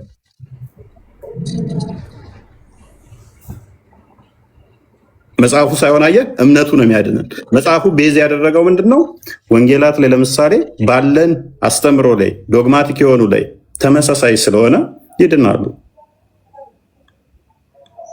እና ያንተ ግን ቂጥ ማጠብ ላይ ተመሳስለህ አምላክ ላይ ካልተመሳሰልክ አምላክ ማተር አድርገን የቂጥ ማጠብ ጥሩ ነው አይደለም? ነዋ ህግ የምትለው ያንን ነው። እንዴት መታጠብ አለብሽ፣ እንዴት ቤት መግባት እንዴት እንዳለብህ፣ ስንት ማግባት እንዳለብህ አምላክ ላይ እሱ አይደለም። ኦኬ እሺ፣ ቆይ ላጫውተህ። አባሾች ይድናሉ፣ አባሾች ይድናሉ። ሊስን አባሾች ይድናሉ። ጎበዝ አባሾች። ቆይ አሁን ናዳምጥ። አንተ አላህ ይናለው ብለህ ነው የምታምነው? አላህ ከአርሽ በላይ ናለ ብዬ አምናለሁ እኔ። ተደላደለ። ኦኬ ጎበዝ። እነሱ ደግሞ አላህ ተደላደለ ከአርሽ በላይ በዛት ብለህ ታምናለህ፣ እነሱ አያምኑ። እሱ ምንድነው ነው ያጋጨናል? ቆይ ችግር የለውም። አላህ እጅ እግር ባት አሉት ብለህ ታምናለህ? አላህ Subhanahu Wa Ta'ala እግዚአብሔር እጅ አለው እንደ ሰው እጅ አለው አይባልም። ስለዚህ ኮባራስ ከእውቀት ነጭ ሆናችሁ እግዚአብሔርን እንሄዳለን። አባሾችም አንተም እኮ እጅ አለው ብትል ባትል እኔ ምን አገባኝ? ሁለታችሁም አድኑን ብዬ እኮ ማምነው ነኝ። ለአንተ ምላሽ ለአባሾች ምላሽ የኔ መጽሐፍ ቅዱስ ነው የምጠቅሰው። እንደዚህ አይነት ናቸው እንግዲህ ዋብያ ነው። የዋብያው ጭንቅላት እንደዚህ ነው። አረፉ የተረጋጋ እሺ መጀመሪያ ጊዜ አዳም ቆይ ፕሊስ። የራስን ስትጠየቅ አንተስ እንዴት ታምናለህ ብለህ ጠይቀኝ። አባሾች እንደዛ ያምኑ። አንተ አላህ ጭንቅላት እጅ እግር አለው ብለህ ታምናለህ። አባሾች የለውም ብለው ያምናሉ። ሶሪ ጭንቅላት ይኑረው አይኑረው አታውቅም። ጭንቅላት አለው ብለህ ታምናለህ አልኩኝ፣ ይቅርታ። እጅ እግር ባት አለው ብለህ ታምናለህ። እነሱ ይሄ ጦጣ ነው እንደዚህ የሚወጣ የሚወርድ ከሆነ ዝንጀሮ ነው ብለው የሚሉት። ዴሊ አምላክህን ጦጣ ነው እናሰማሃለን እና ቪዲዮዎቻቸው እንደ ጦጣን የሚወጣ የሚወርድ ባሪያ እንኳን ገባ ብናወጣ ከአላህ ይልቅ ገባ ያወጣል ብለው እያመኑ ይድናሉ ብለህ ፖለቲካ ትሰራለህ። እኛ ጋር ብትመጣ አምላኬን እንደ ጦጣ የሚወጣ የሚወርድ ነው ብሎኝ 1001 ሌላ ተመሳሳይ ስለ ቂጥ ማጠብም ስለ ወሲብ ማድረግም ስለ ሚስት ማግባትም ብታመጣልኝ ተውና እንዲህ ተዘዝቆ ሌላ ቢናገር አይድንም። የአምላኬን ባህሪ እኔ ማምነው እሱ የፍጡር ነው። እንደዚህ አይነቱ የፍጡር ባህሪ ነው ብትለኝ እንደዚህ ተሰልፈ ከክርስትና ትወጣታለህ እንጂ አንተ እንድቆይ ብዬ ፖለቲካ ለመስራት ብዬ አይ አንተም ትድናለህ አንልህም። ስለዚህ በተቻላችሁ መጠን አዎ በህግ ላይ ትመሳሰላላችሁ። ህጋችሁ ምንድነው? እንዴት መታጠብ እንዳለባችሁ፣ እንዴት መብላት እንዳለባችሁ፣ እንዴት ሙሐመድ በሚል ስም ኦኬ፣ በዛ ትመሳሰላለህ። እንዴት ወሲብ ማድረግ እንዳለብህ፣ ወሲብ ስትጀምር እና ስጨርስ ምን ማለት እንዳለብህ፣ ሽንት ቤት እንዴት መግባት እንዳለብህ፣ ቂጥን እንዴት ማጠብ እንዳለብህ በብዙ ህጎ ትመሳሰላለህ። በዚህ በአላህ ግን አትመሳሰልም። መሰረታዊ ሀሳብ ነው የምታወራው። መሰረታዊ ሀሳብ ይባላል። አንተ ጋር ምን ጋር ለእኛ ደግሞ የተራ ነው። ቆይ እኛ የምንመሳሰልበት ይሄ ደግሞ ለእኛ ተራ ነው። መሰረታዊ አምላክ ነው ብለን ነው የምንመሳሰልበት። ይኸውልህ ሰላት በመስገድ መሰረታዊ ሀሳብ ስለ አምላክ ነው ወይስ ደግሞ ስለ መታጠብ? እኔ አላፍርበትም። ቂጥ መታጠብ ከኪንታሮት ይሁን ጎበዝ፣ በጣም ጥሩ ቂጥ መታጠብ ምንም ችግር የለውም። አናፍርበትም። አልሐምዱሊላህ ምንም ችግር የለውም። እናመሰግናለን። እሺ ከዛ ቂጥ መታጠብ ከኪንታሮት ይከላከላል። አምላክን ጣዖት እያለው ግን ገነት ይገባል። የሙስሊሞች እሺ አንድ እድል ስጡኛ፣ በአላህ ለእኔም እድል ስጡ። ሁለት ይሰዋል። እድል ስጡኝ።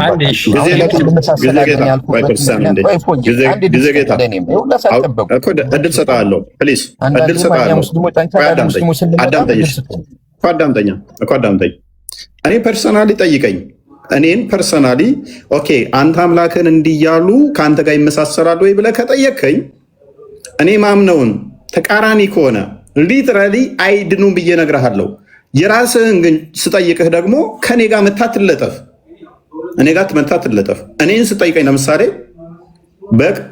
በክርስቶሎጂ ላይ ሆነ በስላሴ ላይም ሆነ እንዲህ ብሎ ቢያምን ይድናል ወይ ብለህ ስጠይቀኝ እንደ እምነቴ ከሆነ አዎ ይድናል፣ እንደ እምነቴ ካልሆነ ስህተት ከሆነ ስህተት ነው፣ እንዲህ ከሆነ ክህደት ነው አይድንም ብዬ የራሴን ችዬ እመልስልሃለሁ እንጂ አንተ ጋር እንደዚህ ብዬ አይደለህም። እንደዚህ ብሎ ሰው ቢያምን ክርስቶስን እንዲህ ቢል ለምሳሌ ይድናል ወይ ብለህ ስጠይቀኝ ትክክል ከሆነ አዎ ይድናል፣ ካልሆነስ ለምሳሌ ክርስቶስ የአብ ልጅ ነው ብሎ ሚያምን ትክክል ነው ወይ ስትለኝ አዎ ትክክል ነው፣ ክርስቶስ የአብ ልጅ አይደለም ቢል ብትለኝ ከድነት ይወጣል ብዬ መለስልሃለሁ እንጂ እናንተ ጋር እንደዚህ ብዬ አይደለህም። አይመለከተኝማ። ክርስቶስ የአብ ልጅ አይደለም እያለም ይድናል፣ የአብ ልጅ ነው እያለ ይድናል ብዬ ግን አላመቻመችም። አንተ ጋር ስትጠየቅ የራስን ችለህ አንተ አላህ እጅ እግር ባት አለው ብለህ ታምናለህ? የለውም እጅ እግር ባት አለው የሚሉ እሱ የፍጡር ባህሪ ነው ፍጡር ነው የሚያመልኩት እያሉ እነሱም ይድናሉ። ከዛስ አይ እንመሳሰላለን። በምንድን ነው የተመሳሰልከው?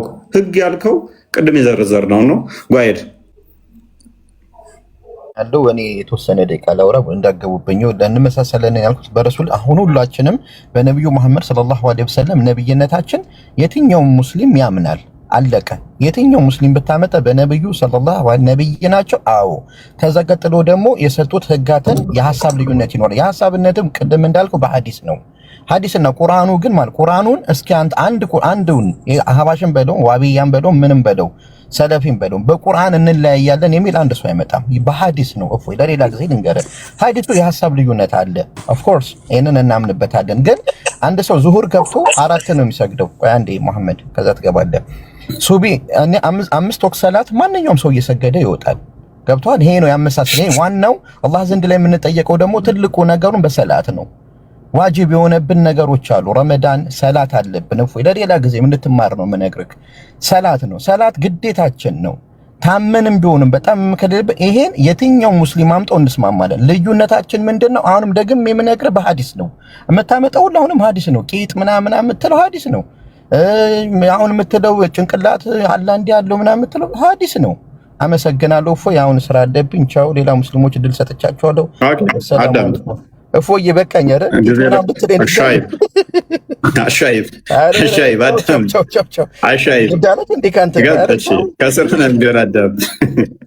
እስቲል እንመሳሰላለን ብሎ የጠቀሰው ምንድነው? እሱ ሰላት 5 እንሰግዳለን። ሉክ አይደለም 5 እኔ 5 ብሰግድ 20 ጊዜ ለምን አይሰግድም? 20 ጊዜ አይደለም 500 ጊዜ ለምን አይሰግድም? እኔ እንደምሰግደው እኔ የምሰግደውን 5 ሚሊዮን አድርጎ ለምን አይሰግድም? የሚሰግደው ግን የአምላክ ባህሪ ላይ ከተለያየን እሱ ሲሰግድ አልሻይብ ሲሰግድ አላህ እጅ እግር ላለው ባት ላለው ካርሽ በላይ ለተቀመጠ ካርሽ በላይ ላለው እሱ ያንተ አስተሳሰብ ነው። ቆይ አዳምጥ ፕሊስ። እና ስትሰግድ እጅ እግር ለሌለው ነው የምሰግደው ለዛኛው ለሚያመልከው። ያኛው ደግሞ ሲሰግድ አላህ በቦታ ያልተገደበ እጅ እግር የሚባሉ ማይነገሩለት መሮጥ፣ መቀመጥ፣ መሳቅ ተብለው ማይነገሩለት እሱን እያሰበ ነው የሚያመልከው፣ የሚሰግደው፣ የሚጸልየው፣ ጾም የሚያደርገው።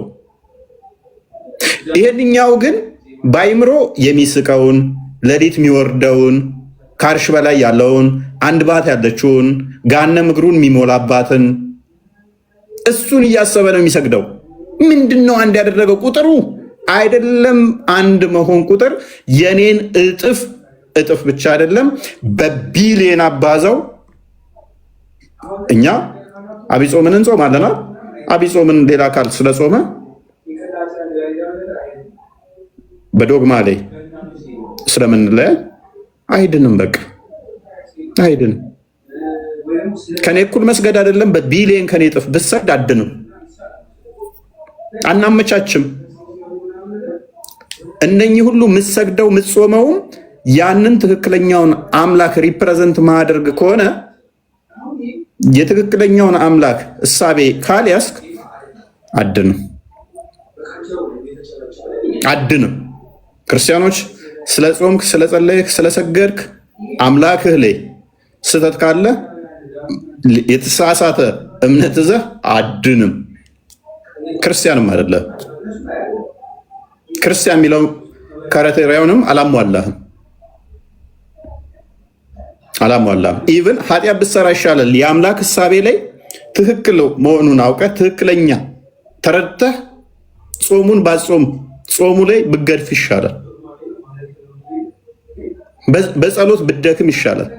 እንደው ድካም እያልከው አይደለም፣ እንደዛ ቢሆንብህ ይሻላል። አምላክን በትክክል አውቀኸው ሳታውቀው ዝም ብለህ በቀን 5 ጸሎት ላደርግ ስል እንደዚህ ያደርጋለሁ እንደዚህ አይነት ስርዓት ፈጽማለሁ። ኔቨር አድንም። በዚህ የሚያድንህ በትክክል አምላክህን ስታቅ ብቻ ነው። ኤኒዌይስ ወደ ቶፒኩ እንደ ሰው አይደል ነው። ይመቻችሁ ብቻ አይደል ነው። በጣም ይገርማል። በነገራችን ላይ በቃ የክርስትና እኮ የአምላካዊ አስተምሮ ደስ የሚለው ለዚህ ነው። ማለት ሰው በአምላኩ አይደራደርም ጭራሽ። እንጃ እንደ እስልምና በተለይ ወሃቢያዎች የምታመልኩት ሙሐመድን ነው። አላህ የእንጀራ አባታችሁ ነው። በሙሐመድ ከተስማማን ችግር የለውም። በአላህ ብንለያይ ግን በአላህ ብንለያይ ችግር የለውም። ዋናው በሙሐመድ መመሳሰላችን ነው የሚል እንደዚህ አይነት የሞተ ለምን እንዴ? በቃ ፋውንዴሽኑ መሰረቱ ፈጣሪ ነው። የሁሉ ነገር አስገኝ፣ የሁሉ ነገር መሰረቱ ፈጣሪ ነው። በቃ በፈጣሪ ከተለያየህ ለምን ሚሊዮን አንድ የሚያደርግህ ነገር አይኖርም? ተለያይታል በቃ በአንዲት ነጥብ። ይሄ እኮ በጣም ቀላል ነገር ነው። አምላክ አለን ብላችሁ የምታመልኩ አካላት እኮ የምትረዱት ነገር ነው። ወሃቢዎች ሙስሊሞች እስካሁን አልተረዱትም ይሄን በሚገርም ሁኔታ። ኤኒሃው ማሚላ እስኪ ቀጥል አንተ። እሺ ፈጣሪ ይተኛ ላይ ያልከው ነገር አለ። አላህ በምኑ ነው የምትቀው ብለህ ነው ያመንከው አንተ? አሁን አብደላ አንተ አላህ ይስቃል ብለህ ታምናለህ። በምኑ ነው የሚስቀው?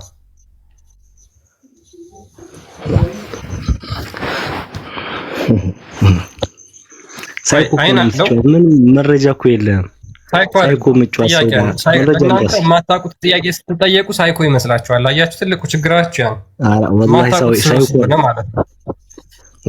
በምን ጠልፈው ሊጥሉን ነው፣ በምን ሊያሳስቱን ነው እያላችሁ ትፈራላችሁ። ለምን? ስላላስተማሯችሁ። የምንጠይቃችሁ ጥያቄ ትክክለኛ ጥያቄ ነው። እስልምና መልስ አለው ትላላችሁ አይደል? ለፖለቲካችሁ እስልምና መልስ አለው ትላላችሁ። አንድ ጉዳይ አንዲት ነገር ስላላ ስትጠየቁ ግን የምትመልሱት መልስ የለም።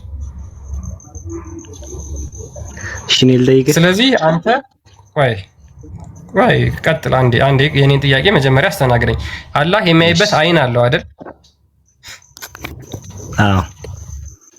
የሚሰማበት ጆሮ አለው። ይሰማል ነው የተባለ። በምኑ ነው የሚሰማው? እሱን አታውቅም። በአይኑ ነው የሚያየው። ይሰማል ተብላችኋል። በምኑ እንደሚሰሙ ግን አታውቁም። እሺ በጣም ጥሩ። ይስቃል ብለህ ታምናለህ? አዎ። በምኑ ነው የሚስቀው? አንተ አሁን ያልተነገርከው ፈጣሪ ተኛ ላይ ተኛ የሚመልስልኝ እኔ ስለዚህ አላውቅም። ፈጣሪ ተኛ ላይ ተኛ ቀጥል መልስልኝ። አንተ አላህ እጅ እግር ካለው እንደማይተኛ ማስረጃ ትሰጠኛለህ። ችግር የለውም። እጅ አለው እግር አለው ብለህ ታምናለህ? አንዴ ችግር የለውም። እጅ አለው ብለህ ታምናለህ? እግር አለው ብለህ ታምናለህ? የሚስቀው በምኑ ነው? ይሄን መልስልኝ። ይሄን አላውቅም። እሺ እኔ እኮ አላውቅም አልኩ በዚህ ጉዳይ። ነገ ጠይቄ እኮ ልመጣልህ ነው። እሺ የሚስቀው በእግሩ ሊሆን ይችላል?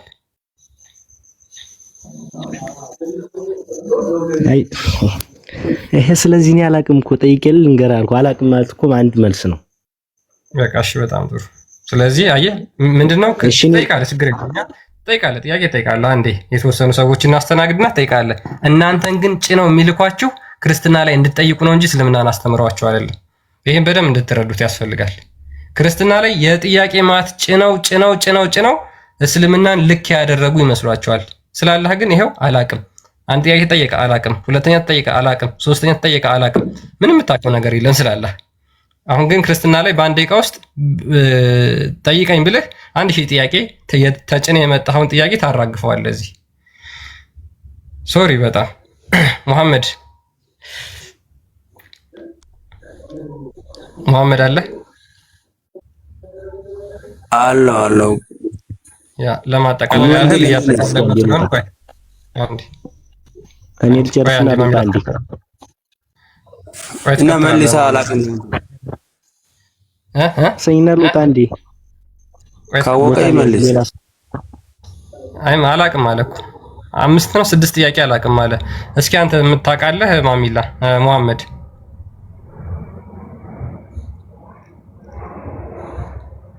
ምኑ ላይ አላህ ይስቃል የሚለው ላይ በምኑ ነው የሚስቀው? አላህ ፕሊስ ሚታ ይስቃል ከተባለ ያው በጥርስ ይሆናል። ይስቃል ከተባለ በጥርስ ይሆናል። አይ በምን ይስቃል? ሌላ ነገር ኦኬ፣ በጥርሱ ነው የሚስቀው አላህ። እኔ ሐዲስ አልቀበልም።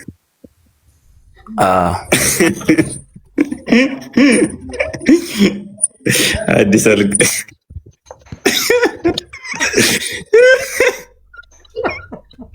አስካር ናቸው። አይ ይሻላል እኮ ከባለፈው እኮ ይሻላል፣ በጥርስ ይሻላል። እስፋይን የባለፈው እኮ ይስቃል፣ በብረብ ይስቃል ስትባል በቂጡ አይስቅ፣ ያው ባፉ ነው የሚስቀው ያለ እሱ ቪዲዮ ብልኩልን ደስ ይለኛል። እፎይ ግን አሁን በጣም አሪፍ መሻሻል እያየን ነው። እውነት ለመናገር አብዛኛው ሰው ሐዲስ አልቀበልም እያለ ነው። በጣም ብዙዎች እየገባ ነው። ብዙ ሰዎች ሐዲስ አንቀበልም እያለ ነው። የሚገርም ነው። ጥሩ ነው። አትቀበሉ። ግን ሐዲስ ካልተቀበሉ እስልምና ውስጥ ሳምንት መቆየት አይቻልማ። ያ ቁርአኒስት ብቻ ይሆናሉ ማለት ነው። ኧረ ብዙ ጥያቄዎች ይመጣሉ። ያኔ የሚገርም ነው። በጣም የሚገርም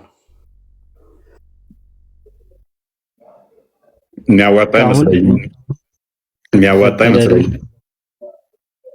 ምንድን ነው እሱ?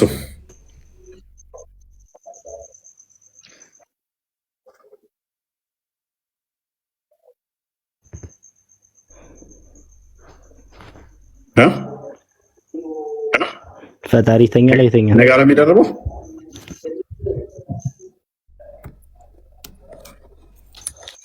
አይ ቲንክ አሁን ይሰማል መሰለኝ። ቀጥል ማሚ። እሺ ፈጣሪ ተኛ ላይ ተኛ። ኦኬ ፈጣሪ ይተኛል ወይ? ፈጣሪ በባህሪ የሚተኛ የሚያንቀላፋ አይደለም።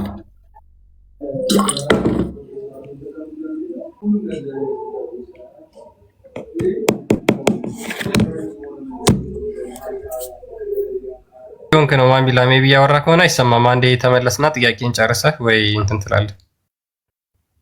አሁን እያነበበ እኮ ነው የተሰጠውን ጥያቄ። ተመለስ።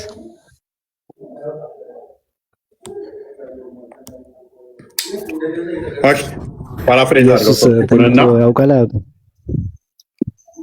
ክፈተው ማስረጃውን ክፈተው ማስረጃውን። ኧረ እኔ ላይቭ መግባት አልችልም 1000 ስላልገባሁ። ስለዚህ ኢየሱስ ተኝቶ ያውቃል አያውቅም? ኦኬ እዛው ላይ እኮ ላሳየህ ነው የምጠቅሰው ጥቅስ ላይ ላሳየህ ነው። እሺ ተፈሻል። እሺ ክፈተው። ምን ይላል?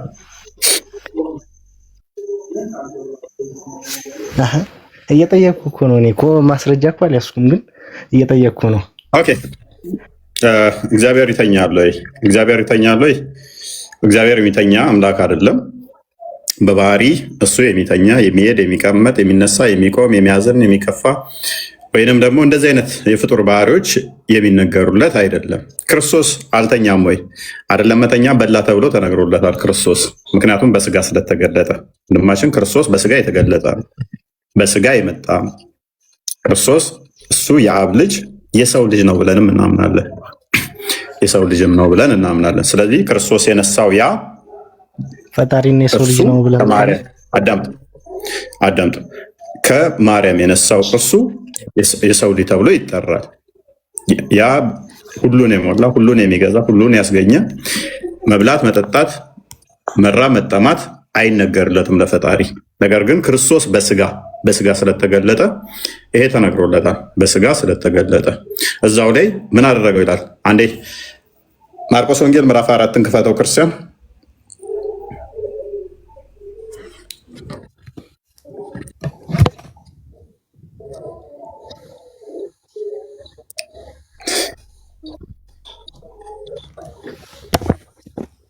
ምዕራፍ 4 30 አካባቢ ጀምረህ 35 34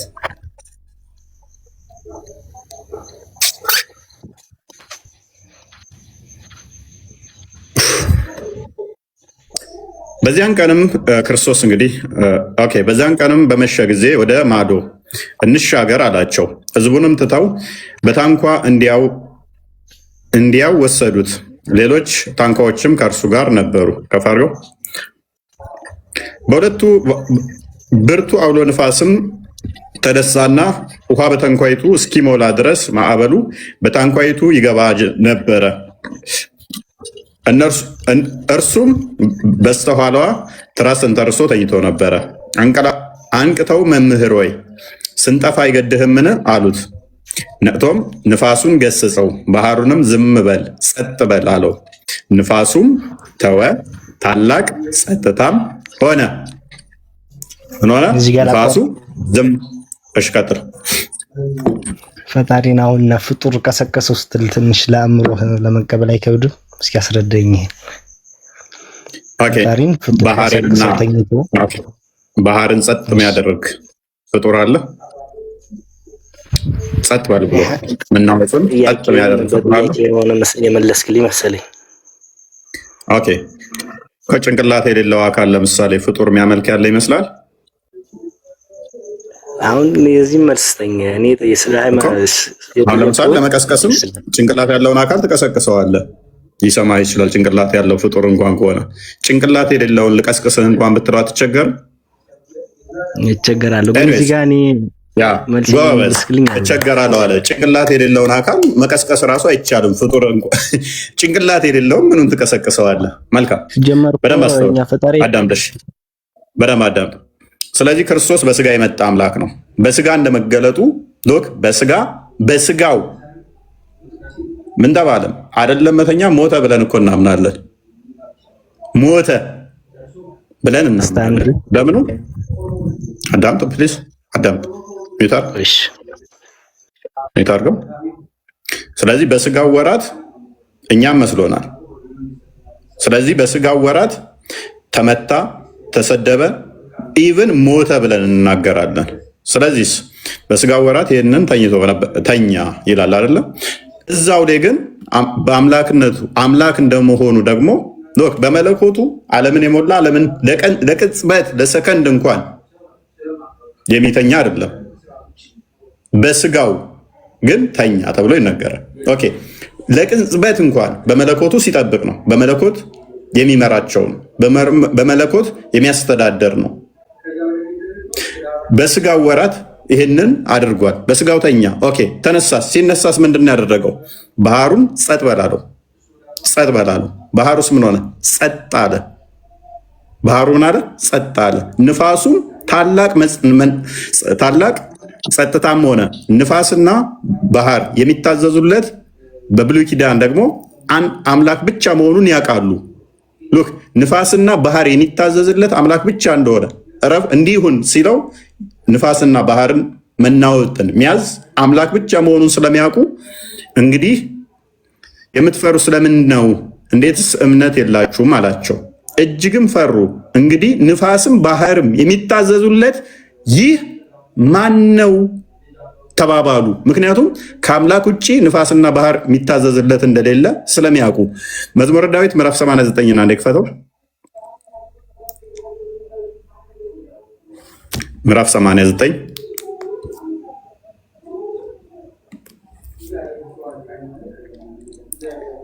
ኦኬ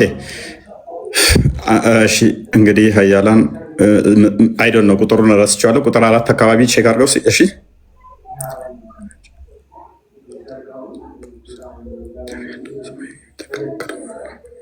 ከፍ አድርገው። እሺ ቁጥር 9 እሺ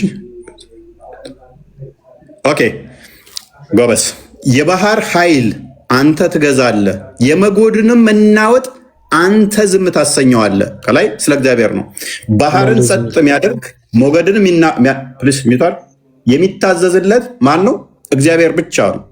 የባህር ኃይል አንተ ትገዛለህ፣ የሞገዱንም መናወጥ አንተ ዝም ታሰኘዋለህ። ሞገዱን ዝም የሚያሰኘው አንድ አምላክ ብቻ እንደሆነ ያምናሉ። ያውቃሉ እነሱ። ስለዚህ ተነስቶ ንፋሱንም ሞገዱንም ባንዴ ማዘዙ አምላክ ነኝ እያላቸው እንደሆነ ቀጥታ ገባቸው። ማን ነው ይሄ ነገር ብለው ወዲያውኑ ምንድን ያደረጉት? አምላክ መሆኑን ወዲያውኑ ተረዱት ማለት ነው። ገባቸው። ኖርማል ማንኛውም ሰው እንደማያደርገው አወቁት። ምክንያቱም በተደጋጋሚ በብሉይ ኪዳን ይሄ ስላለ ማለት ነው። አይ ቲንክ መዝሙረ ዳዊት ምዕራፍ 120 ምናምን ቁጥር 4 አካባቢ እግዚአብሔር እንደማይተኛ እንደማያንቀላፋ ይናገራል። ምሳሌ 8 ቁጥር 30 ቁጥር 3 ነው። ባህርን በእጁ የጨበጠ ቋጠረ ምናምን የሚለው ምሳሌ 30 ቁጥር 3 ና ደግፈተው ሲ ምሳሌ 30 ላይ መዝሙር 121 4 ላይ ሲክፈትለት እዛ ላይ እስራኤልን የሚጠብቅ አይተኛም አያንቀላፋም ይላል። እሱ እንትኑና በቃ እሱ ችግር የለው። እሱን አይደለም የሚፈለገው አይደለም። እሱን ጠቀስኩት እኮ መዝሙር 120 ቁጥር 4 ወይም እንደዛ። አዳምጥ። ኦኬ። ወደ ሰማይ የወጣ የወረደስ ማን ነው?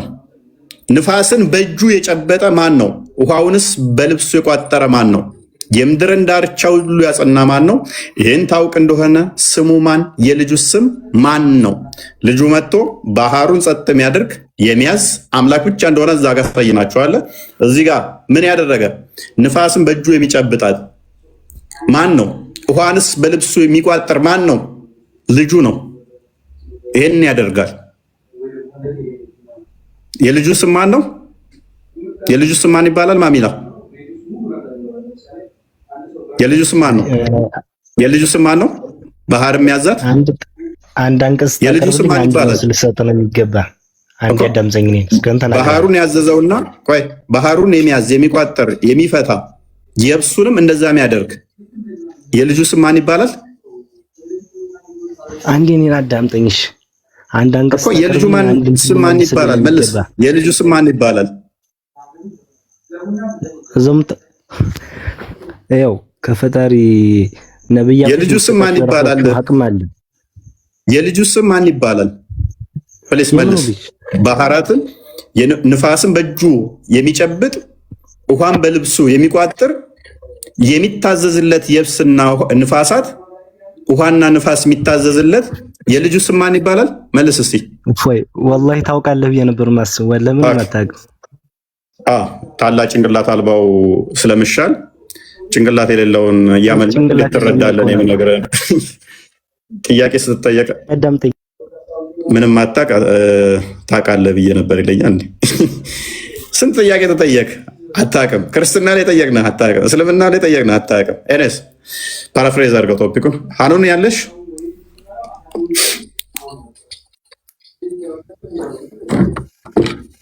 ቢኒ ቀጥል። ሀኑን አይ ቲንክ ፖዝ ነች።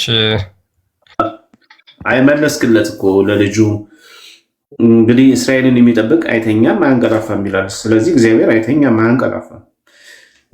ክርስቶስን በባህሪው አይተኛም አያንቀላፋም።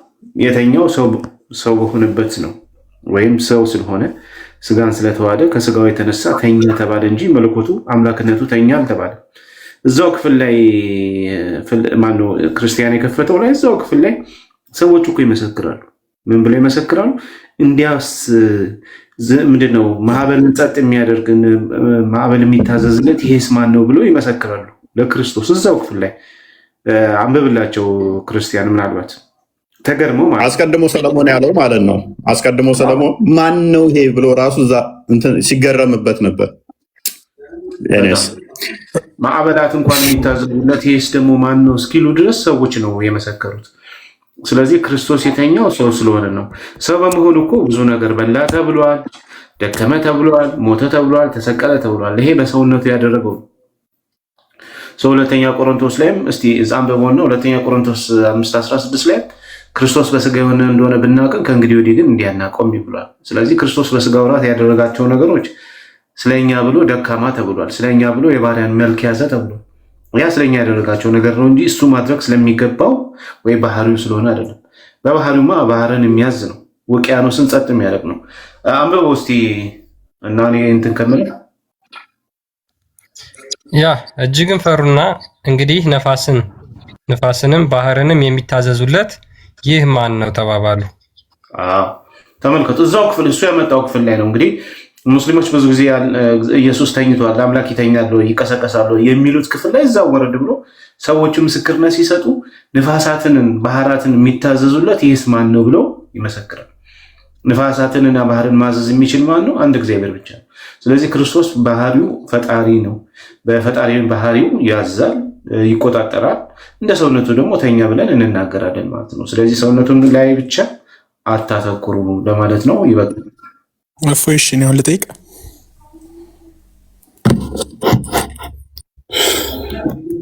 ምንድነው? እሺ ቀጥል። አንዴ አላችኋል። አንዴ መጣሁ። እሺ ክርስቲያን እስከዛው እሺ፣ እንዴት አዘጋጅልኛል? ማቴዎስ 24:36 ምንድነው ጥያቄ? እንትን አለ አይደል ኢየሱስ ክርስቶስ ምድር ላይ ወርዶ እየተናገረ የትንሣኤ ቀን ላይ የነበሩት ተአምራቶች አሉ። እንደዚህ ይፈጠራል፣ እንደዚህ ይፈጠራል እየተናገረ ነበር። ኦኬ 24:30 ጀምሮ ስታነብ እንደዛ ነው። 24:36 ላይ ግን ምን ይላል? ስለዛች ሰዓትና ስለዛች ቀን ግን ከአባቴ በቀር ማንም አያውቅም ይላል። እና እንዴት እሱ አምላክ ከሆነ ሁሉን አዋቂ ነው። እንግዲህ በእኛም ሆነ በእናንተ አምላክ ሁሉን አዋቂ ነው እና እንዴት እሱ አምላክ ሆኖ ይህንን አያውቅም ነው ጥያቄ። ቀላል ይህ ጥያቄ ብዙ ጊዜ ተመልሶላችኋል ሜቢ። እና ቢኒ አንዴ በቀጥልና ከዛ በኋላ እኔ እቀጥላለሁ። ኦኬ እሺ። አይ ብዙ ጊዜ እኮ መልሰናል። ባይዘዌ መጽሐፍ ቅዱስ ኢየሱስ ክርስቶስ ሁሉን አዋቂ እንደሆነ ይናገራል። በብዙ ቦታ ሁሉን አዋቂ ነው ይላል። እንደም የጎደለው እውቀት እንደሌለ ይነግረናል። በቆላሲያስ 2:9 ላይ የእውቀትና የጥበብ መዝገብ ሁሉ በእርሱ ዘንድ ነው ያለው ይላል። በማን? በክርስቶስ። ስለዚህ ከእውቀት የጎደለው የለም፣ ከጥበብም የጎደለው የለም ብሎ ይናገራል። ሌላው ደግሞ በማቴዎስ ወንጌል ምዕራፍ 11 ከቁጥር 27 ጀምሮ ደግሞ ከአብ በስተቀር ወልድን የሚያውቅ የለም፣ ወልድ ሊገልጥለት ከሚፈቅድ በቀር አብን የሚያውቅ የለም ብሎ አብ የሚያውቀውን ወልድ ያውቃል፣ ወልድ የሚያውቀውን አብ እንደሚያውቅ ይናገራል። ስለዚህ ክርስቶስ ኢየሱስ ከእውቀት አንጻር የጎደለው ነገር የለም። መጽሐፍ ቅዱስ ላይ እንደሚናገረው ማለት ነው። ሁሉን ያውቃል ይላል። እኔ በአባቴ ያለው አባቴም በእኔ ያለ፣ አብ የሚያውቀውን ወልድ ያውቃል፣ ወልድ የሚያውቀውን አብ ያውቃል። ስለዚህ አሁን ይሄ ክፍል ማቴዎስ ወንጌል ምዕራፍ 24 ቁጥር 36 ላይ ያለው ከምን አንጻር ነው የተነገረው? ከምን አንጻር ነው የተነገረው ከተባለ ከእውቀት አንጻር አይደለም። ክርስቶስ ስለማያውቃት ሳይሆን ከእውቀት አንጻር ሳይሆን ከስራ ወይም ከፍርድ አንጻር የተነገረ ነው። ምክንያቱም ክርስቶስ ያችን ቀን የሚፈርድባት የሚገለጥባት በስራ የሚገለጥባት ቀን ናት። እንትን ክፈትልኝ ምናልባት ሐዋርያ ሥራ ምዕራፍ 1 ቁጥር 7 ላይ እናንበብላት። ያቺ በአብ ልብነት ያለች በወልድ ቃልነት ያልተነገረች ቀን ናት። ስለዚህ ያችን ቀን ክርስቶስ ከተናገራት ሁሉም ያውቃታል ማለት ነው። እሱ ቃል ስለሆነ የእግዚአብሔር ቃል ስለሆነ በእግዚአብሔር ቃልነት ያልተነገረች በአብ ልብነት ያለች ናት ይላል። ይኸው አንብብለትና አብ በገዛ ስልጣኑ የወሰናትን ያችን ቀን ለእናንተ ታውቁ ዘንድ አልተፈቀደላችሁም ብሎ ይናገራል። ለማን? ለሐዋርያት። ያቺ ቀን ማንም ሊያውቃት አልተፈቀደም። ስለዚህ በአብ ልብነት ያለች በወልድ ቃልነት ያልተነገረች ወይም ደግሞ ወልድ ያልፈረደባት ያልሰራባት ቀን ነው ማለት ነው። ይሄ ከዛ አንጻር ነው የሚናገረው። አይ እንደዛ አይደለም የምንል ከሆነ መጽሐፍ ቅዱስ ላይ እንዲህ አይነት አነጋገሮች ብዙ አሉ። ቅድም እንዳልካችሁ ከአብ በስተቀር ወልድን የሚያውቅ የለም፣ ወልድ ሊገልጥለት ከሚፈቅድ በቀር አብን የሚያውቅ የለም ብሎ መጽሐፍ ቅዱስ ያስቀምጣል። ተመሳሳይ ነው ሀሳቡ። ባይዘዌዘ ማቴዎስ 24 ላይ ቁጥር 36 ላይ እንዳለው እዚህ ጋር ማቴዎስ ወንጌል ምዕራፍ 11 ላይ ሁሉ ከአባቴ ተሰጥቶኛል፣ ከአብ በቀር ወልድን የሚያውቅ የለም፣ ከወልድ በቀር ወልድ ሊገልጥለት ከሚፈቅድ በቀር አብን የሚያውቅ የለም ይላል። ስለዚህ ይህን ቃል ይዘን አብን የሚያውቀው ወልድ ብቻ ነው፣ ወልድን የሚያውቀው ብቻ ነው ብለን አንልም። ከእውቀት አንጻር አያችሁ፣ ከእውቀት አንጻር እንደዛ ብለን ልንል አንችልም። ከእውቀት አንጻር እኛም እናውቃለን። አብ ማን ነው የሚለውን ሰዎች ያውቃሉ አይደለ? አብ የክርስቶስ አባት ነው። ወልድስ ማን ነው የሚለውም ደግሞ ሁሉም ሰዎች ያውቃሉ። ወልድ ደግሞ የክርስቶስ ልጅ ነው። አብ በሚያውቀው ልክ ግን እኛ እናውቀውም ወልድን። አብ የሚያውቀው ወልድ ሰማይ ምድርን ሲዘረጋ ነው። ቅድም እፎይ ተናግሮታል። ምሳሌ 8 ላይ በሱ ዘንድ እኔ ዋና ሰራተኛ ነበር፣ ዓለምን በዘረጋ ጊዜ ከእርሱ ጋር ሰራተኛ ነበርኩ ብሎ ተናግሯል። ስለዚህ የአብ እውቀት ወልድን የሚያውቀው እኛ በምናውቀው ልክ ሳይሆን በተግባር ጭምር ዓለምን ሲዘረጋ ያውቀዋል ማለት ነው። እንዲሁም ወልድ ደግሞ አብን የሚያውቀው በምንድነው? በተግባር ጭምር ነው። ስለዚህ ክርስቶስ በተግባር አላወቃትም አልፈረደባትም ማለት ነው እንጂ ከእውቀት አንጻር አያውቃትም የሚል ትርጓሜ አይሰጥም ማለት ነው ይክፍል። ስለዚህ ክርስቶስ ሁሉን የሚያውቅ መጽሐፍም ይናገራል። ይህችንም ቀን ያውቃታል፣ ግን በአብ ልብነት ያለች ለሐዋርያቱና ለሌሎች ለእኛም ያልተገለጸች ቀን ናት። ያቺ ደግሞ ክርስቶስ ሲገልጻት አወቃት ተብሎ ይነገራል ማለት ነው። ግልጽ ነው ወንድሜ?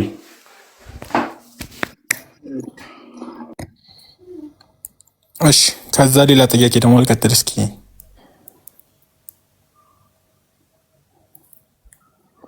እንሰማለሁ።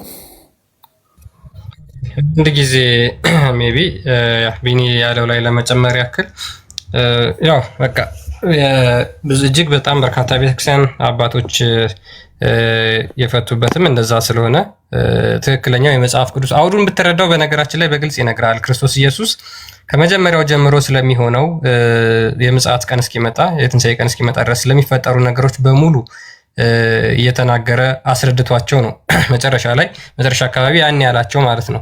እንግዲህ ክርስቶስ ኢየሱስ ከአብ ጋር በባህሪ አንድ ነው ብለን እናምናለን። እኩል ነው፣ አንድ ነው ብለን እናምናለን።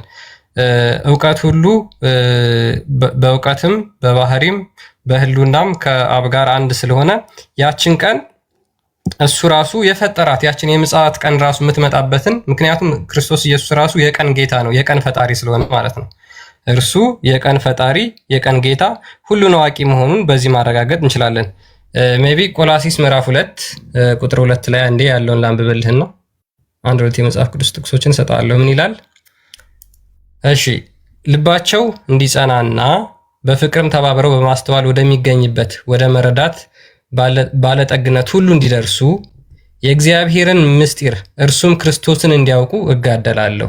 የተሰወረ ጥበብና የእውቀት መዝገብ ሁሉ በእርሱ አለና ይላል። ስለዚህ ከክርስቶስ ኢየሱስ እርሱ የእግዚአብሔር ምስጢር ተብሎ ይጠራል። ከእርሱ የተሰወረ አንዲትም ነገር የለም። የጥበብና የእውቀት መዝገብ ሁሉ በእርሱ አለ። ስለዚህ ከክርስቶስ ኢየሱስ የሚሰወር ምንም ነገር እንደሌለ መጽሐፍ ቅዱስ በግልጽ ይናገራል። እሱ ሁሉን አዋቂ ነው። አንደኛ ቆሮንቶስ ምዕራፍ 4 ቁጥር 6ም አንድ ጊዜ ሜቢ መጽሐፍ ቅዱስ ክፍሎችን መያዝ ትችላለህ። አንደኛ ቆሮንቶስ ምዕራፍ 4 ቁጥር 6 ቁጥር 5 ያለ ችግር የለም። ኦኬ፣ ይቻላል ጥሩስ። ስለዚህም በጨለማ የተሰወረውን ደግሞ ወደ ብርሃን የሚያወጣ የልብን ምክር የሚገልጥ ጌታ እስኪመጣ ድረስ ጊዜው ሳይደርስ በአንዳች አትፍረዱ ይላል። ስለዚህ በልባችን የተሰወረውን ሁሉ አውጥቶ ክርስቶስ ኢየሱስ በመጨረሻ ቀን ኃጢአተኞችን በግራ ጻድቃንን በቀኝ አቁሞ የልብን መርምሮ የሚፈርድ እሱ ብቻ ስለሆነ ማለት ነው። በሕያዋንና በሙታን የሚፈርድ እሱ ስለሆነ ማለት ነው። በሕያዋንና በሙታን የሚፈርድ ከአምላክ ውጭ ማንም የለም። ያንን ደግሞ የሚፈርደው ሰዎች የሰሩትን በልባቸው ያሰቡትን መርምሮ እንደሆነ ይሄ ክፍል ይናገራል። ስለዚህ ክርስቶስ ኢየሱስ ሁሉን አዋቂ ነው፣ ሁሉን ያውቃል። የምጽአት ቀንም እሱ ከአባቱ እኩል እንደሚያውቅ በዚህ ማወቅ እንችላለን። ያ ከምን አንጻር ተነገረ ከተባለ ከስራ አንጻር ተነግሯል። ያችን ቀን ገና በስራ አላወቃትም፣ መላእክቶች እንኳን አላወቁትም አለ እኮ አይደል? ስለዚህ መላእክቶች እንኳን የማያውቁትን ለነሱ እንዲነግራቸው ኤክስፔክት ማድረግ አንደኛ አይቻልም። መላእክቶች እንኳን ያላወቁትን ሰዎች እንዲያውቁት መጠበቅ ራሱ አይቻልም። ስለዚህ አንደኛ በስራ በተግባር ያችን ዕለት አላወቃትም የሚለው የመጀመሪያውን። ሁለተኛው ደግሞ አንድም ክርስቶስ ቅድመ ተዋህዶ ያለውን ስጋ የሰውን ባህሪ ለመግለጽ እንደዛ ተጽፏል ማለት ነው። ሜቢ እዚህ ላይ ፎይም ጨምረው ካለ ጨምርና። አይ ቆንጆ አብራርታችሁታል። ሜቢ ትንሽ ለመጨመራል እዛው እንዳወጣኸው ክርስቶስ ሁሉን የሚያውቅ ነው፣ ሁሉን የሚያውቅ አምላክ የባህሪ አምላክ ነው። ነገር ግን በስጋ መገለጡን ደግሞ መዘንጋት የለብንም። በስጋ የተገለጠ መሆኑን መዘንጋት የለብንም። ዮሐንስ ወንጌል ምዕራፍ 16 ቁጥር 31 ይክፈተው።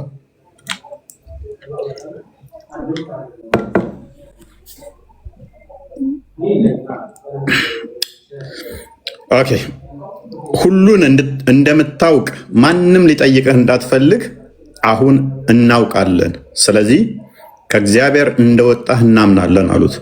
ሁሉን እንደምታውቅ ግን ማንም ሊጠይቅህ እንደማትፈልግ ሁሉን ያውቃል። አንዳንዴ ማይነግራቸው ነገሮች አሉ። ሲጠይቁ ለነሱ ማይጠቅም ከሆነ ሳይነግራቸው ያልፋል። አሁን አልነግራችሁም ቢላቸው እየደበቀን ነው ሊነግረን እንትን አይደለም ብለው እንትን ይላሉ። ስለዚህ አያቅም በሚል አለፈውና ቅድመ ተዋህዶንም አንድ ለመጠቆም ስጋ አዋቂ መሆኑን ለመጠቆም አንደኛ እሱ ነው። ይሄንን የተናገረው ከሞቱ በፊት ነው። መንፈስ ቅዱስን ከመቀበላቸው በፊት መንፈስ ቅዱስን ከመቀበላቸው በፊት አልነግራችሁም ቢላቸው የሚደብቀን ካለማ ለምን እንከተላለን? ስላልጠኑ ገና ስላልጠነከሩ በሃይማኖትም ይሰናከላሉ። ልክ ሲጠነክሩ ግን በሃይማኖት ሲጠኑ ሐዋርያት ሥራ ምዕራፍ 1 ላይ አይ ቲንክ ቢኒ ሲጠቅሰው የሰማው መሰለኝ። ሐዋርያት ሥራ ምዕራፍ 1 ላይ ለእናንተ አልተፈቀደላችሁም ይላችኋል። ያንን ቀኗን የማወቅ አልተሰጣችሁም ይል ያንን በደንብ ያውቁታል። ከዛ በኋላ ማወቅ አንድ ምንድነው? በስራ አልተገለጠም ነው። ምክንያቱም ለምሳሌ በቀላሉ አስረዳችሁ ከ4000 ዓመት በኋላ ነው የምመጣው ቢላቸው ምን እኔና እናንተ ራሳችን አንሰንፍም? ከ4000 ዓመት በኋላ ነው የምመጣው ቢላቸው እንብላ እንጠጣ፣ ክፍሉን ሙሉን አንብቡት። እንደ ኖህ ዘመን ነበረ። ሲበሉ ሲጠጡም በኖህ ዘመን የነበሩት እንደዛ እንትኑን ያስቀምጠዋል። ለምን እንደሆነ ማለት ነው ያልተነገረበት። ምልክቱን ነገራቸውና ኤግዛክት ቀኗን ግን አልነገራቸው፣ ሀይድ አደረገባቸው። ምክንያቱም አንደኛ ተሰሎንቄ ምዕራፍ 5ን ቼክ አድርገው እስቲ ክርስቲያን ድንገት እንደሚመጣ ስለነገራቸው። ድንገት ነው የሚመጣው ክርስቶስ። ድንገት የሚመጣ ከሆነ ደግሞ መንገር የለበትም። ከነገረ ሰንፈህ ተዘጋጅተህ መጠበቅ ትተውና ሰንፈህ ትሰንፋለህ ማለት ነው። ተዘጋጅታችሁ ጠብቁ ያን አምላክ የዛሬ 4000 ዓመት ነው የምመጣው ቢልህ ገና አሁን ስንት ነው? 2000 ዓመት ነው። ገና 2000 ዓመት ይቀራል። ስለዚህ 80 ዓመት የምኖር በሆን እስከ 70 ዓመት ድረስ ፈታ ማለት አለብኝ። እንደፈለግኩ ኃጢአት መስራት አለብኝ። ገና እኮ አይመጣም ምናምን ብለህ ገና ይናህል ነው ምናምን ብለህ ትሰንፋለህ። ምክንያቱም የጌታ ቀን ምንድን ነው አለ? ሌባ በሌሊት እንደሚመጣ እንዲሁ ይመጣል ዘንድ ራሳችሁን አጥብቃችሁ አውቃችኋልና። ምን ሌባ ድንገት ሌባ ነግሮህ ነው የሚመጣው? በዚህን ቀን በዚህ ሰዓት በዚህ ደቂቃ ነው የምመጣው ብሎ ይነግርሃል? ሌባ አይነግርህማ። ድንገት ተሰውሮ የሚመጣብህ አይደለ? ስለዚህ የጌታ ቀን መምጣቱም ድንገት ነው። የቀኗ ፈጣሪ ማን ነው? እርሱ ነው። ሁሉ በእርሱ ሆነ፣ ከሆነም አንዳች እንኳ ያለ እርሱ አልሆነም ይላል ዮሐንስ ወንጌል ምዕራፍ 1 ቁጥር 3 ላይ ሁሉ በእርሱ ነው የሆነው። የሚመጣውም ደግሞ አስቀድሞ በምልክት ሲነግራቸው እንደሚመጣ በደመና ማቴዎስ ወንጌል ምዕራፍ 25 ቁጥር 30 ላይ ጀምሮ እነሆ በደመና እመጣለሁ በጎቹን በቀኙ ፍየሎቹን በግራ እንደሚያቆም ነግሯቸዋል። ራሱ እንደሚመጣ እኔ ነኝ የምመጣው ብሎ። ስለዚህ የሚመጣባትን ቀን አያውቅም ወይ? የፈጠራትም ራሱ እኮ ነው። የፈጠራትም ራሱ ነው። የቀኗም ጌታ ደግሞ ራሱ ነው። ማርቆስ ወንጌል ምዕራፍ 2 ቁጥር መጨረሻ አካባቢ የቀኗ ጌታ እንኳን እኔ ነኝ ብሎ ይነግራቸዋል። የሰው ልጅ የቀን ጌታ ነው ብሎ ይነግራቸዋል።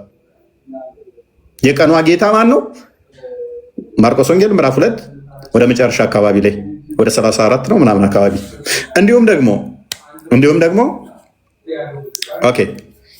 ቁጥር 28 እንዲሁም የሰው ልጅ ለሰንበት እንኳ ጌታዋ ነው አላቸው። እንዴት በሰንበት ትሰራለህ ሲሉት ጌታዋ ነኝ ምን ታመጣላችሁ ነው። ምክንያቱም በቀራ ላይ 65 አካባቢ ከ63 እስከ 65 ሰንበትን የሻሩ ወደ ዝንጀሮነት ተቀይረዋል። ከፈጣሪ ውጭ በሰንበት መስራት ማንም ይችል የለም። የሰንበቷ ጌታ የሰንበት ፈጣሪ ብቻ ነው ሊሰራባት የሚችለው እንጂ ሰው መስራት የለባትም። በእስልምናው ዮሐንስ ወንጌል ምዕራፍ 5 ቁጥር 17 እስከ 18 በሰንበት እንኳን ሲሰራ እንዴት በሰንበት ይሰራል ሲሉት አባቴ እስከዛሬ ይሰራል እኔም እሰራለሁ አላቸው። ለምን? የሰንበት ጌታዋ እንኳን እሱ ስለሆነ፣ የሰንበት አምላክ እንኳን እሱ፣ ሰንበትን የፈጠራት እንኳን እሱ ስለሆነ ማለት ነው። ስለዚህ የቀኑ ጌታ ራሱ ስለሆነ ማርቆስ ወንጌል ምዕራፍ 2 ቁጥር 5 አካባቢ ላይ በልባቸው እንኳን ያለውን ያውቅ ነበረ። መለስ አድርገው ኃጢአት ይቅር ተብሏል ይላቸውና ሲያጉረመርሙ በልባቸው ያለውን እንኳን ያውቅ ነበረ። በልባቸው እንኳን ያለውን ሩቁን የሚያውቅ ፈጣሪ ብቻ ነው። እንደ እስልምና እንዳሳየናችሁ እዛ ጋር ሁሉን ያውቃሉ። ቁጥር 5 አካባቢ ሁሉን ያውቃሉ ተብሏል አይደለ? ሁሉን ያውቃሉ ተብሏል። እንደሚያውቅ ተናግረዋል አይደለ? በልባቸው ያለውንም ያውቃል። የተሰወረ በሱ ዘንድ ምንም ስለሌለ ኃጢአታቸውን ይቅር ብሎ ሲያጉረመርሙ እንኳን ወዲያውም ኢየሱስ በልባቸው እንዲህ እንዳሰቡ በመንፈሱ አውቆ እንዲህ አላቸው። በልባቸው ያለውን እንኳን ያውቃል። ክርስቶስ ማለት ነው። የሰንበት ጌታዋ ነው። የቀኗ ጌታ ነው። ፈጣሪዋ ነው። የሚመጣባትም ነው። ነገር ግን ከነሱ ሲሰወርባቸው ነው ያንን ያላቸው።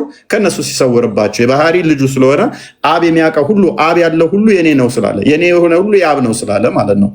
አንዴ ሱራ 3 49 አንዴ ክፈተው ሲ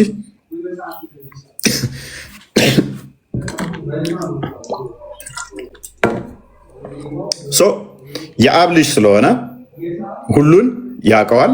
በስራ ግን አልገለጻትም። በአብ ልብ ታስባለች። ሎክ በኩነት አስተምሮ ምን ብለን እናምናለን? አብ ልብ፣ ወልድ ቃሉ ቃል ነው ብለን እናምናለን። መንፈስ ቅዱስ ትንፋስ እግዚአብሔር ብለን እናምናለን። በአብ ልብ ታስባለች። በወልድ ቃልነት ግን አልተነገረችም፣ አልተገለጠችም ገና። ወደ እስራኤልም ልጆች መልእክተኛ ያደርገዋል። እኔ ከጌታዬ ዘንድ በተአምር ወደ እናንተ መጣው። እኔ ለእናንተ ከጭቃ እንደ ወፍ ቅርጽ እፈጥራለሁ። ምን ወፍ ፈጥራለሁ፣ በእርሱም እነፋባታለሁ። እስትንፋስ የሚሰጥ ራሱ እንደሆነ የሚያስቀምጠው ቁርአኑ። ኤኒዌይስ ባላህም ፍቃድ ወፍ ይሆናል። ስለዚህ ከአላህ ጋር በተመሳሰለ ፍቃድ፣ አንድ በሆነ ፍቃድ መፍጠር ይችላል ማለት ነው። ኦኬ። ለምጻሞችንም አድናለሁ፣ ሙታንንም አስነሳለሁ። የምትበሉትንና በቤታችሁ የምታደልቡትን ሁሉ እነግራችኋለሁ። ስውሩን የሩቁን አዋቂ ሎክ አላህ ብቻ ነው ብለው የሚያምኑት እንደ እስልምና ማስተምሮ ኢሳ የሩቁን አዋቂ ነው። በቤታቸው የሚበሉትን የሚጠጡትን እነሱ ጋር ሳይኖር እሱ ሌላ ቦታ ሆኖ ያውቃል። እንደ እስልምና ማለት ነው። የሩቁን አዋቂ ፈጣሪ ነው የሚባለውን በቤታቸው ምን እንደሚያደርጉ እንኳን እነሱ ጋር ሳይሆን ያውቃል። ክርስትናው ላይ ብቻ ሳይሆን ማለት ነው። ግን አንድ አዲስ እንመልከት እስኪ። ከዛ በፊት ግን የሆነ ጥቅስ ጠፋብኝ። ኤኒዌይስ አንድ አዲስ ብንመለከትስ አላህ ሙሐመድ ቅያማ የሚመጣው ይሄ ልጅ ሳይሞት ነው ያለበትን ነው። ይበቃል። ተመልሶልኛል። እንዲሁም በጣም ከጠበቅኩ በላይ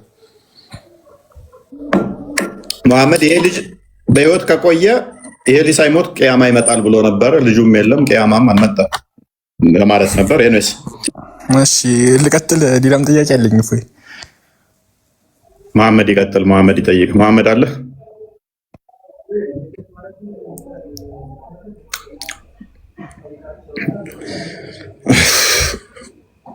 ኦኬ ቀጥል። በቃ አንድ ጥያቄ ጠይቅና እንጨርስ። ደከመኝ እናንተ። እሺ እና እንትን ደግሞ ሌላ 1244 ላይ ያለውን በመልሱልኝ። ዮሐንስ 1244 አዎ ልክ ነኝ። ምንድን ነው የሚለው? ዮሐንስ 12:14 ኦኬ። በእኔ የሚያምን በላከ ማመኑ ነው እንጂ ምናምን እንደዛ ካልተሳሳትኩ። እሱ አሁን ምንድነው እሱ በእኔ ማመኑ በላከ ማመኑ እንጂ በእኔ ማመኑ አይደለም የሚለው ነው።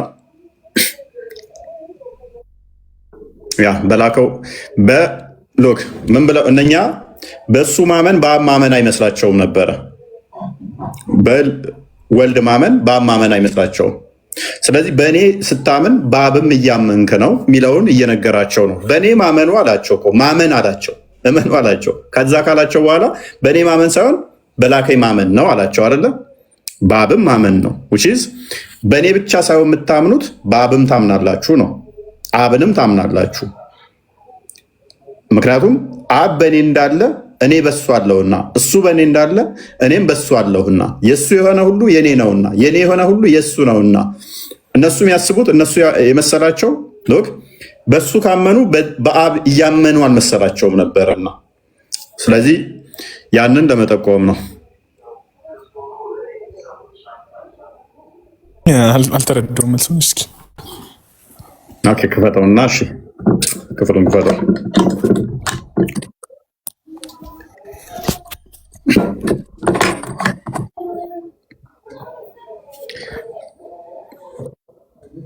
ኦኬ። ኢየሱስም ጮኸ እንዲህም አለ። እዚህ ጋር መጮኸውን አጽንኦት እየሰጣቸው ነው። ትኩረት እንዲያደርጉና እንዲሰሙ እንዲረዱ እያደረጋቸው ነው። በእኔ የሚያምን በላከኝ ማመኑ ነው አላቸው። በእኔ ማመን በላከኝ ማመኑ ነው አላቸው አይደለ እንጂ በእኔ ማመኑ አይደለም አላቸው። ደግሞ መልሷል። ልክ ነው። በእኔ አይደለም ሶሪ በሱ የሚያምኑት ምንድነው? በሱ ብለው የሚያምኑት ከዛ በአብ የሚያምኑት እንዴት ነው? እንዴት እፎይ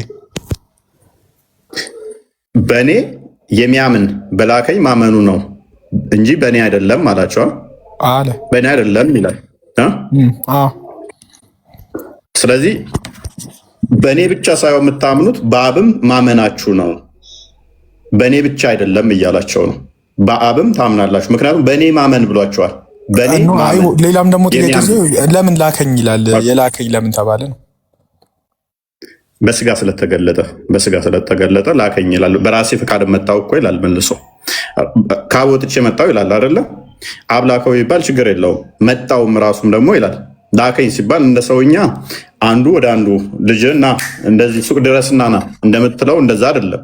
ምክንያቱም መለኮት በሁሉ የሞላ በሁሉ ያለ ነው። ታዲያ እንዴት ነው መላክ መሄድ መምጣትን ያመላክታሉ? አያመላክትም። ነገር ግን ከአብ ወጥቶ እንደመምጣቱ አብ ልጁን ላከ ተብሎ ተነግሯል። እሱ ራሱ ደግሞ ከአብ ወጥቼ መጣው ብሏል። ወልድ ያለ አብ ፍቃድ አብ ልኮት ወልድ ሳይሆን አንዲት ፍቃድ፣ አንዲት አገዛ፣ አንዲት ስልጣን ነው ያለው። በአብ ፍቃድ መጥቷል፣ በራሱ ፍቃድ መጥቷል።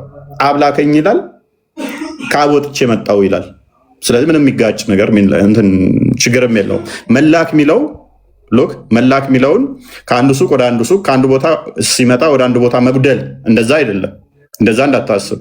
መላክ እኛ የምናውቀው ሰንበዲን ላክ ነው በሚባል ከዚህ ጎልና እዛ ይሄዳል፣ ከዛ ሲጎል ደግሞ እዚህ ይገኛል አይደለ? እንደዛ አይደለም። ምክንያቱም ይሄንኛው ምንድነው? እሱ መለኮት በሁሉ የሞላ ነው። በአባቱ እቅፍ ነው ያለው። ዮሐንስ ወንጌል ምዕራፍ 1 ቁጥር 18 ላይ እግዚአብሔርን አንድ ሰው እንኳን ያየው የለም ይላል። በደንብ ሰው እግዚአብሔርን አንድስ እንኳን ያየው የለም፣ በአባቱ እቅፍ ያለው ተረከው ይላል። ዮሐንስ ወንጌል ምዕራፍ 1 ቁጥር 18 ክርስቲያን አፍተር በአብ እቅፍ ያለው ያ አንድ ልጁ ለእኛ መጥቶ ተረከ። ያ በስጋ ሲገለጥ መጣ ሄደ የሚባሉት ይነገሩለታል። በመለኮት ግን በሁሉ የሞላ ነው። መላክ መሄድ መምጣት መቆም አይጠበቅበትም በመለኮት። በስጋ የተገለጠው ግን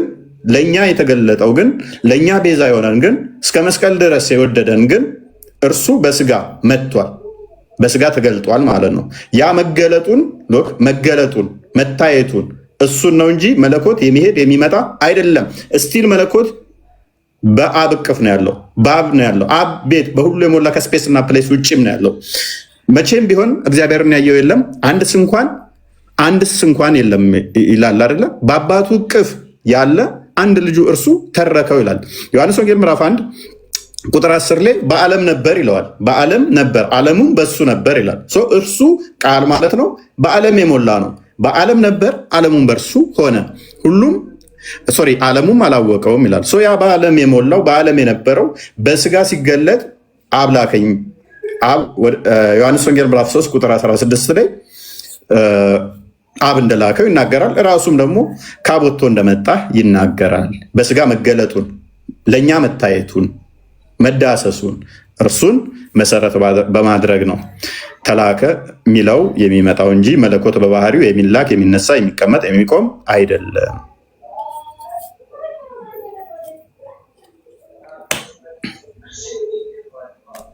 አይምሮ ላይ ብዙ ጥቅሶች ነበሩ። ኦልሞስት ሰዓቱም እየሄደ ስለሆነ ነው ይብቃል። ሎጂካል የሆነ ጥያቄ ልጠይቅ፣ ከጥቅስ ምናምን ሳይሆን አንድ ሎጂካል የሆነ እሺ። ስለ አሁን ለምን ወልድ ብቻ ተመርጦ መምጣቱ አስፈለገ? የማይገባኝ ነገር ማለት ነው። ለምን አብ፣ ለምን መንፈስ ቅዱስ? ያው በግብር ይለያያሉ ብለን እናምናለን። ልክ ነው። ግን ለምን አብ ወይ ለምን መንፈስ ቅዱስ? በስልጣን እኩል ከሆኑ ይሆን አያምታታም? መወለድ ግብሩ የወልድ ነው እንጂ የአብና የመንፈስ ቅዱስ አለ። ለእግዚአብሔር የሚሳነው የለም ይላል። እንግዲህ ሶስቱም እግዚአብሔር በአካል ተለያይቶ አንድ እግዚአብሔር ከሆኑ ሶስቱም እንዴት የሚሳነው ነገር ስለሌለ ነው እንጂ ወልድም እኮ በስጋ በአካል አንድ አላለም እኮ በአካል አንድ አላለም። አይ በአካል ሶስቱ ነው፣ አንድ እግዚአብሔር ናቸው ብለን እናምናለን። መወለድ የሚነገረው ለአብና ለመንፈስ ቅዱስ ሳይሆን ለወልድ ስለሆነ ስለዚህ ለወልድ ነው የሚሆነው። አንደኛ ይሄ ነው። ሁለተኛ ደግሞ አስቀድሞ ትንቢት ተነግሯል። ትንቢት ተነግሯል። ዘመን ተቆጥሯል። መዝሙር ምዕራፍ 2 ከቁጥር 1 እስከ 7፣ ምሳሌ 8፣ ምሳሌ 30 እንዲሁም ጥበብ መጽሐፈ ጥበብ ምዕራፍ 2 ላይ ወደ መጨረሻ አካባቢ ትንቢት ሲጠብቁ ነበረ ልጁ። እንዲሁም ደግሞ ኢሳያስ ላይ ክንድህን ላክ እያሉ ይጠብቁ ነበረ። ወልድ የአብ ክንድ፣ የአብ እጅ፣ የአብ ቃል ተብሎ ስለሚታመን ዘመን የተቆጠረለት ትንቢት የተነገረለት ዕብራውያን ላይ ምዕራፍ 1 ላይ ይዘጋዋል። እግዚአብሔር በብዙ አይነትና በብዙ ጎዳና በነቢያት ሲናገር ቆይቶ መጨረሻ ዓለምን በፈጠረበት በዚህ ዘመን በልጁ ተናገረን ይላል። ራሱም ደግሞ ክርስቶስ በወይን ዘበኞች ምሳሌ አድርጎ ደጋግሞ መጨረሻ ላይ ልጁን እንደላከ እነኛ ጠባቂዎች እንትን ሲሉ ቆይቶ ልጁ እንደመጣ ይናገራል። ከኦቨርኦል ግን መወለድ ለአብና ለመንፈስ ቅዱስ ስለማይነገር ስለማይሆንም ነው። ኩነት ላይም ትክክል አይደለም፣ አይመጣውም እንደዛ። አብ ኢተርናሊ አባት ስለሆነ አባት ልጅ ስለማይባልም መወለድ ለልጅ ነው የሚነገረው። ቢኒና ክርስቲያን የምትሉታል ለዚህ ላይ የለም። ሜይ ቢ ቢኒ ካለ ይቀጥልና ይብቃን። ፎይ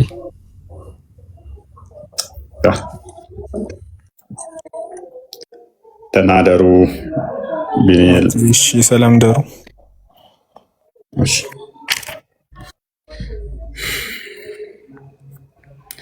አንተ እንደኔ መርዶክዮስ